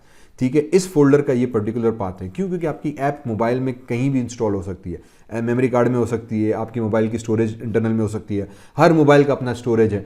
तो जब ऐप इंस्टॉल होगी ना, तो ये ऑटोमेटिकली एक ग्लोबल पाथ के तौर पे इस एसेट्स फोल्डर को रेफर कर रहा है। ये हर दफ़े हमने सेम ही रखना है, हमने तब्दील नहीं करना, इसी को ही याद रखना है। // इसलिए क्योंकि इस फोल्डर का बेसिकली पाथ का स्ट्रक्चर आता है। अब जो चेंज हम करेंगे computer.html फाइल नेम चेंज करेंगे, तो आपकी फाइल नेम चेंज हो जाएगी। ठीक है, अब इसमें हम आ जाते हैं वेब सेटिंग्स जो हमने बनाई थी डॉट, एक मेथड मैं यूज़ कर लेता हूँ set use wide view port. ठीक है, और इसको हम दे देते हैं फॉल्स, ताकि ये जो है ना नॉर्मल मोड में हमारे पास काम करे। वरना wide view port actually wide में होता है, तो अगर HTML पेज आपका बड़ा हो गया तो सारा बड़ा हो जाता है, लंबी स्क्रीन पे आता है। हम इसको कह देंगे यार वाइड व्यू को यूज़ करते हुए मोबाइल लेआउट पे ले आओ, तो ये मोबाइल लेआउट। तो इसीलिए वेब सेटिंग्स का वेरिएबल यूज़ किया था। इसकी सेटिंग्स के लिए लोड URL हमने यूज़ किया वेब को URL लोड करने के लिए, बस। अब जब आप HTML के इस पेज पर आकर रन करोगे तो बेसिकली क्या होगा कि इस वाले पर्टिकुलर के ऊपर आपकी HTML फाइल लोड हो जाएगी। इतनी सी कहानी थी। टर्मिनेट करो पुराने ऐप को, हमारे पास नई ऐप बनाओ, उसको इंस्टॉल करो और अब उसको लॉन्च करो, तो ऐप आ गई। मैंने एक्टिविटी पे क्लिक किया तो मेरे पास सीधे कंप्यूटर नोट्स की हेडिंग, शो नोट्स और ये HTML का पेज आ गया। ज़बरदस्त। अब इसी के अंदर आप चाहे बैकग्राउंड कलर देना चाहें, स्टाइल्स देना चाहें, जो भी HTML के साथ आप करें। अगर HTML आती है तो बहुत ज़बरदस्त, नहीं आती तो HTML का भी पूरा ट्यूटोरियल मेरे पास अपलोडेड है, कंप्लीट HTML W3 स्कूल का 1-1.5 घंटे का लेक्चर है, आप पूरी HTML इसमें से सीख जाओगे। मैं लिंक अगेन डिस्क्रिप्शन में उसका भी डाल दूंगा, यू कैन फॉलो दैट। तो आपके अब HTML लोड हो गया, बस कंप्लीट होगी सारी कहानी। अब जो भी डेटा आप यहाँ पर डालोगे वो आपका यहाँ पर डिस्प्ले हो जाएगा। ठीक है, लॉजिक क्या रही? लॉजिक ये रही कि हमने 2 एक्टिविटीज़ यूज़ की हैं, एक पे क्लिक किया तो उसका हमारे पास शो आ गया, लेकिन अब मैं दूसरे पे क्लिक करूं तो क्या होगा? ठीक है, जब इस पे क्लिक करूं तब भी एक्चुअली वो फिलहाल वही दिखाएगा। अब मेरा लॉजिक ये कि जब मैं इस पे क्लिक करूं, जब मैं बटन 1 पे क्लिक करूं तो कंप्यूटर का डेटा है, जब बटन 2 पे क्लिक करूं तो मोबाइल का डेटा दिखाए। अब ये हम कैसे करेंगे? मीन्स मल्टीपल बटन्स हैं, एक्टिविटी एक ही है, जिस बटन पे मैं क्लिक कर रहा हूँ उसके बेस पे मुझे एक्टिविटी स्विच करके दिखाएं। तो ये चीज़ कर लेते हैं। आ जाते हैं एसेट्स के ऊपर, राइट क्लिक किया, न्यू में गए, एक नई फाइल बना दी। मैंने यहाँ पे दे दिया mobile.html, एक नई HTML फाइल बना दी। ठीक है, मैं कंप्यूटर वाली फाइल को Ctrl+C किया, यहाँ पे Ctrl+V किया। अब यहाँ पे मैं दे देता हूँ फॉर एग्जांपल मोबाइल नोट्स, तो ये मेरे पास मोबाइल नोट्स आ गया, this is my mobile notes. तो पेज को चेंज कर देते हैं थोड़ा, HTML का पेज चेंज हो गया। इसी तरीके से फाइल न्यू, और हम तीसरी की जो हमारे पास था फॉर एग्जांपल वीडियो, तो फाइल एसेट्स पे चले जाते हैं, प्रोजेक्ट वाले पे क्लिक किया, एसेट्स पे गए, राइट क्लिक किया, न्यू पे गए और हमने एक और फाइल बना दी, किधर बनी है, एसेट्स, न्यू फाइल बना दे भाईजान। इसको हमने नाम दे दिया video.html, ठीक है। इसके अंदर भी वही कोड कर दिया और इसको मैंने नाम दे दिया VIDO वीडियो नोट्स, ठीक है। This is VIDO video notes page. तो हमने अब आपको नोट होगा कि जितने कंटेंट आप बनाते जाओगे उसके हिसाब से आप HTML तब्दील करते जाओगे। ऑब्वियसली हमें कंटेंट्स रखना होता है। यहाँ पर आ गए, ये image2 थी, इस पे आ गए, ये इमेज हम img_3 कर देते हैं। रिफैक्टर कर दो, मैंने कहा यस। तो ये img हमारे पास 2 थी, ये img1 हो गई। इसी तरह से सारे कंपोनेंट्स के हम नेम तब्दील कर देंगे। जब मैं image2 पे क्लिक करना चाह रहा हूँ तो मैं चाहूँगा कि मोबाइल आ जाए, जब image3 पे क्लिक करूँ तो मैं चाह रहा हूँ वीडियो आ जाए, लेकिन एक्टिविटी हमारे पास एक ही हो और इसकी ये दोनों हेडिंग्स चेंज हो जाएं। तो ज़रूरी नहीं कि आप HTML यूज़ करो। एक्चुअली ये मैं HTML एग्जाम्पल कर रहा हूँ, लेकिन ये वाला एग्जाम्पल जैसे है तो इसमें अब हम कोई भी कंपोनेंट को भी तब्दील कर सकते हैं, ठीक है। तो हो सकता है आप पूरी UI अपने हिसाब से डिज़ाइन करो, लेकिन उस UI के कंपोनेंट्स भी आप कंप्लीटली चेंज कर सकते हो। इमेजेस भी चेंज हो सकती हैं, टेक्स्ट भी चेंज हो सकता है, लेआउट्स भी चेंज हो सकते हैं, अप टू यू कंप्लीटली। हमने क्या करना है, हमने वापस आ जाना है शो नोट्स पे नहीं, अब आ जाना है मेन एक्टिविटी के अंदर, ठीक है। मेन एक्टिविटी में आके हमने image1 बनाई थी, image2 बनाई थी, इसमें इंटेंट्स पास किए थे। अब इस इंटेंट के साथ हम एक और हरकत करेंगे, हम कहेंगे change activity dot put extra. अब हम इसके साथ, क्योंकि मैं चाह रहा हूँ कि जो इस बटन पे मैं क्लिक करूँ उसकी इन्फॉर्मेशन जाए दूसरी एक्टिविटी के पास कि यार कौन सा बटन क्लिक हुआ है, उसकी बेस पे मैं डिसीजन लूँ कि अब मैं कौन सी एक्टिविटी दिखाना चाह रहा हूँ। उसके लिए बेसिकली क्या आइडिया है, उसके लिए हमारे पास आइडिया है कि एक हम दे देंगे की। फॉर एग्जाम्पल मेरे पास आ जाएगा HTML पेज, ठीक है, ये मैंने की बना दी, ओके। उसके बाद हम उसमें वो पाथ दे देंगे।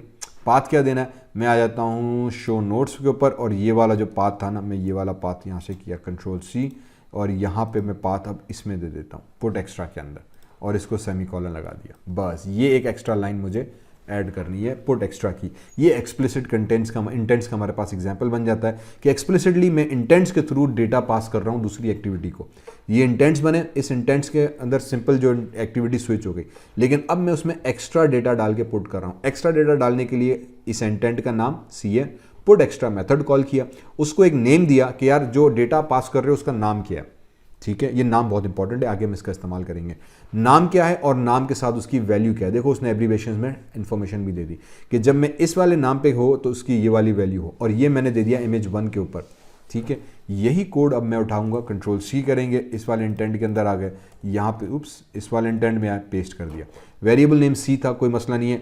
नेम मैं HTML पेज ही रखूंगा, लेकिन अब की बार जो फाइल बनेगी मेरी वो कंप्यूटर की नहीं जाएगी। अब दूसरे में क्या था, मोबाइल, तो हमने mobile.html शो करा दिया। इसी तरीके से तीसरा बटन, ठीक है, जो तीसरा बटन का कोड आएगा हमारे पास उसमें क्या होना चाहिए, तो हम ये इमेज को उठाया, Ctrl+C किया, Ctrl+V किया, image3। अब इसीलिए हमने कहा नंबरिंग आप सेम करते जाओगे तो आपका कोड कॉपी पेस्ट करना बहुत आसान हो जाता है। तो ये थोड़ी सी लॉजिक हम रखते हैं कि यार नेम सेम रखो। इमेज यहाँ भी मैंने 3 कर दिया। अब यही चीज़ मैंने image2 को मैंने Ctrl+C किया, इसके ऊपर हम आ गए, ठीक है, और ये भी पेस्ट कर दिया, और फिर सिंपली मैंने यहाँ पे image2 से 3 कर दिया, बाकी सारा कोड सेम। यही इंटेंट शो नोट्स को कॉल करो वो भी सेम, पुट एक्स्ट्रा करो वो भी सेम, HTML पेज जो नेम था ये सब के अंदर हम सेम रखेंगे। फाइल सिर्फ नेम जो है ना, सिर्फ इस वाली फाइल को हम चेंज करेंगे। अब मेरे पास आ जाएगी video.html। तो वही कोड हमने कॉपी पेस्ट किया, बटन पे क्लिक लगाया, बटन के ऊपर इंटेंट कॉल की, पुट एक्स्ट्रा किया, स्टार्ट एक्टिविटी की, बटन लगाया, उस पर इंटेंट लगाया, पुट एक्स्ट्रा किया, एक्टिविटी स्टार्ट की, बटन लगाया एक ऑन क्लिक इवेंट का, उस पर इंटेंट लगाया, पुट एक्स्ट्रा किया। सेम चीज़ें अब आपकी बेसिकली रिपीट हो रही हैं। सब के सब शो नोट्स वाली क्लास फाइल को ही एग्जीक्यूट कर रहे हैं, सिर्फ इसमें हम एक्स्ट्रा इन्फॉर्मेशन डाल रहे हैं कि HTML हम कौन सी को एग्जीक्यूट करना चाह रहे हैं। अब मैं क्या करूँगा, शो नोट्स में आ जाऊँगा। अब शो नोट्स में आने के बाद हमारे पास क्या चीज़ बनेगी, अब हमने यहाँ पे थोड़ा सा कोड को सेट करके यूज़ करना है। वो नोट्स हमारे पास क्या शो होगा, वो हमारे पास कुछ इस तरीके का कोड आ जाएगा, ठीक है। अब हम क्या करेंगे, अब यहाँ पे आके मैं लिखूंगा सबसे पहले बंडल, ठीक है। एक बंडल बनाया हमने, और बंडल बनाने के बाद इसको मैं नाम देता हूँ एक्स्ट्रा इज इक्वल्स टू, और फिर अभी जो हमारे पास इंटेंट आया था तो मैं कह दूंगा यार गेट इंटेंट करो डॉट और गेट एक्स्ट्रा करो। तो इसमें से जो एक्स्ट्रा इन्फॉर्मेशन थी वो तुम ले आओ। तो बंडल बेसिकली जावा का कोड है जो हमने ऑलरेडी यहाँ पे यूज़ किया हुआ है, जिसमें कुछ इन्फॉर्मेशन आती हैं हमारे पास, ठीक है। उसको हमने कहा गेट इंटेंट, जो अभी अभी इंटेंट तुमने कॉल किया है मेन एक्टिविटी से, जो इंटेंट की ऑब्जेक्ट आया उसको रिसीव करो। उसमें एक एक्स्ट्रा इन्फॉर्मेशन भाईजान ने डाली हुई है, वो एक्स्ट्रा इन्फॉर्मेशन उठा के निकाल के ले आओ और वो इस एक्स्ट्रा के अंदर डाल दो, ठीक है। हमने कह दिया डाल दिया। उसके बाद क्या करना है, उसके बाद सिंपली आपने कुछ भी नहीं करना। उसके बाद हमने कहना है कि ये जो वेब व्यू भी हमने ऊपर बनाया था, ठीक है, वेब डेटा का डॉट लोड यूआरएल, तो ये जो लोड यूआरएल मेथड है, इस लोड यूआरएल के अंदर हमने अभी अपना कोड देना है कि यार आपने करना क्या है, ठीक है। इसके अंदर अब हम क्या करेंगे, ओप्स ये मेरा माउस क्यों हिल रहा है, अब यहाँ पे हम एक और वेरिएबल बना देते हैं। हमने कह दिया यार एक स्ट्रिंग वेरिएबल बनाओ, string स्ट्रिंग, ठीक है, इसका नाम मैंने दे दिया URL इज इक्वल्स टू, और फिर ये जो एक्स्ट्रा था इस वेरिएबल में जाओ, डॉट गेट करो, गेट स्ट्रिंग करो, ठीक है, और गेट स्ट्रिंग करके इसको हमने आर्गुमेंट में दे दिया क्या चीज़, वो जो उसका नाम था, को इसका नाम इस मेन एक्टिविटी में ये जो था ना HTML पेज, इसको किया Ctrl+C यहाँ पे दे दिया, ठीक है। तो अब हमने क्या किया, दो चीज़ें कर दी, और मैंने स्ट्रिंग का एक वेरिएबल लगाया, इसको हमने कह दिया कि ये जो एक्स्ट्रा के अंदर इंफॉर्मेशन आई है वो गेट करो स्ट्रिंग फॉर्म में, लेकिन कौन सी, जिसके अंदर जिसका नाम HTML पेज करके हो, जिसका नाम HTML पेज कर होगा वो इन्फॉर्मेशन लाके तुम URL में सेव करो। तो HTML पेज में क्या था, HTML पेज के अंदर ये वाला URL था, तो जिस बटन के थ्रू कॉल होगा ऑटोमेटिकली उसका HTML URL आके यहाँ पे हमारे पास असाइन हो जाएगा। और फिर इसको हमने सिंपली URL वाला वेरिएबल दे दिया कि यार तुम URL दिखाओ। तो जहाँ पहले लोड URL में मैंने URL लोड कराया था, अब की बार उसको मैंने वेरिएबल लोड कराया। इस वेरिएबल में मैंने क्या वैल्यू डाली, URL की, वो URL जो एक्चुअली मैंने एक्स्ट्रा के थ्रू पुट करा के यहाँ पे सेंड कराया हुआ है, और वो बंडल से मैंने यहाँ पे रीड करा दिया। बस इतना सा कोड था यार, टेंशन ही कोई गल नहीं थी, बन गया, खलास हो गया। रन करके टेस्ट करें, रन करके चेक कर लेते हैं यार।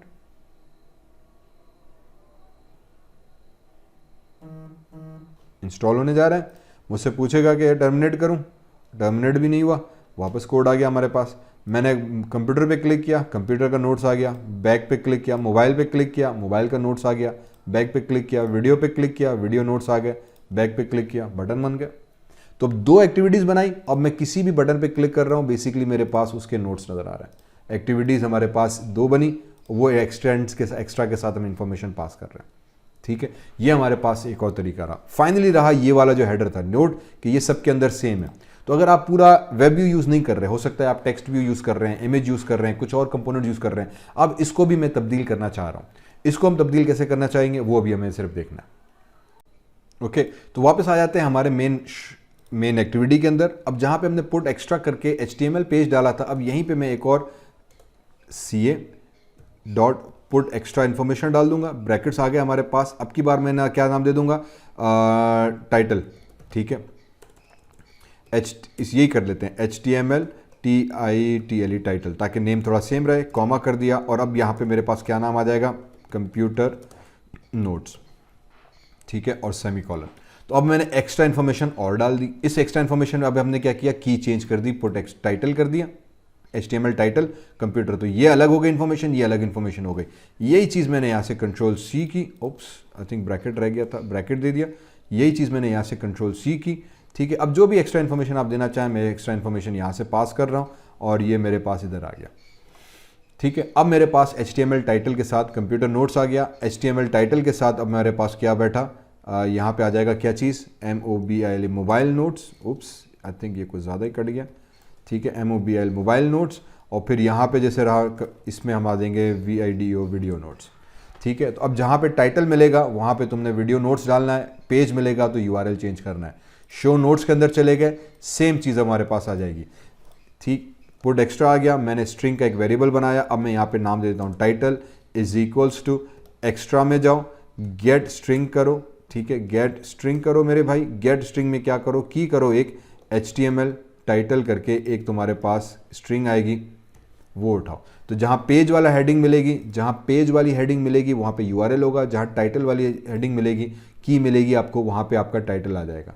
बस अब मुझे क्या करना है, अब मुझे यहाँ पे क्या करना है कि जो टेक्स्ट व्यू था, ठीक है, टेक्स्ट व्यू उठाया हमने, TXT is equals to find view by ID, और r.id में जाओ, .txt करके आपके पास हेड बना हुआ है, ठीक है।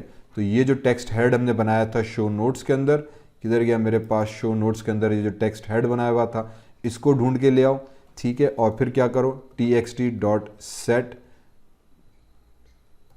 सेट टेक्स्ट कर दो, क्या टेक्स्ट, TXT, बस वही चीज़ हुई। अब लॉजिक यहाँ पे क्या बैठी, oh sorry, set text dot text कर दिया, और यहाँ पे जो टेक्स्ट आएगा हमारे पास वो एक्स्ट्रा में जाए, एक्स्ट्रा डॉट गेट स्ट्रिंग करो, और बल्कि सॉरी टाइटल हमने ऑलरेडी वेरिएबल बनाया हुआ है ना यार, TITLE टाइटल बना दिया, सॉरी, ठीक है।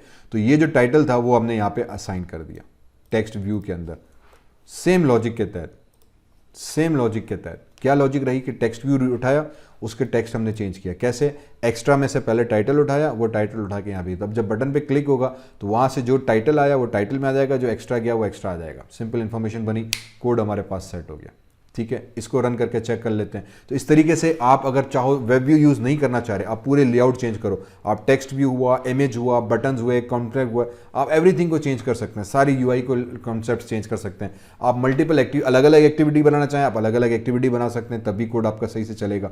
So you can do all that thing as you like. तो अब हमारे पास एक्टिविटी बनी, मैंने कंप्यूटर पे क्लिक किया, कंप्यूटर नोट्स आ गया, डन। तो उम्मीद है कि ये कॉन्सेप्ट्स आपको समझ में आए होंगे। तो जहाँ पे टाइटल था मैंने मल्टीपल स्ट्रिंग करके वो टाइटल को भी रीड करा दिया, ठीक है। तो अब मेरे पास यहाँ भी मोबाइल नोट्स आ गया, ये नोट्स की ऐप आ गई। बैक किया, मैंने वीडियो पे गया तो देखो इधर भी वीडियो नोट्स आ गया, ये आया। तो हम जो कंटेंट है, जो UI कंपोनेंट्स हैं उसको भी तब्दील कर सकते हैं, जो मेन वेब व्यू है उसको भी चेंज कर सकते हैं। हाँ, पूरे के पूरे बटन नहीं, फॉर एग्जांपल एक में 3 बटन है, दूसरे में 2 बटन दिखाना चाह रहा हूँ, फिर चौथे में 6 बटन दिखाना चाह रहा हूँ, या टेक्स्ट व्यू बढ़ाना चाह रहा हूँ, मीन्स अब ये लेआउट्स ऑर्डर सारे तब्दील हो रहे हैं। तो फिर वो भी ऐसे कर सकते हैं, फिर उसमें आपको कोडिंग और ज़्यादा करनी पड़ेगी, फिर जो की आ रही है उसके बेस पे इफ एल्स करके, इफ ये की आ रही है तो बटन हाइड करो, बटन शो करो, वो ऑप्शन है।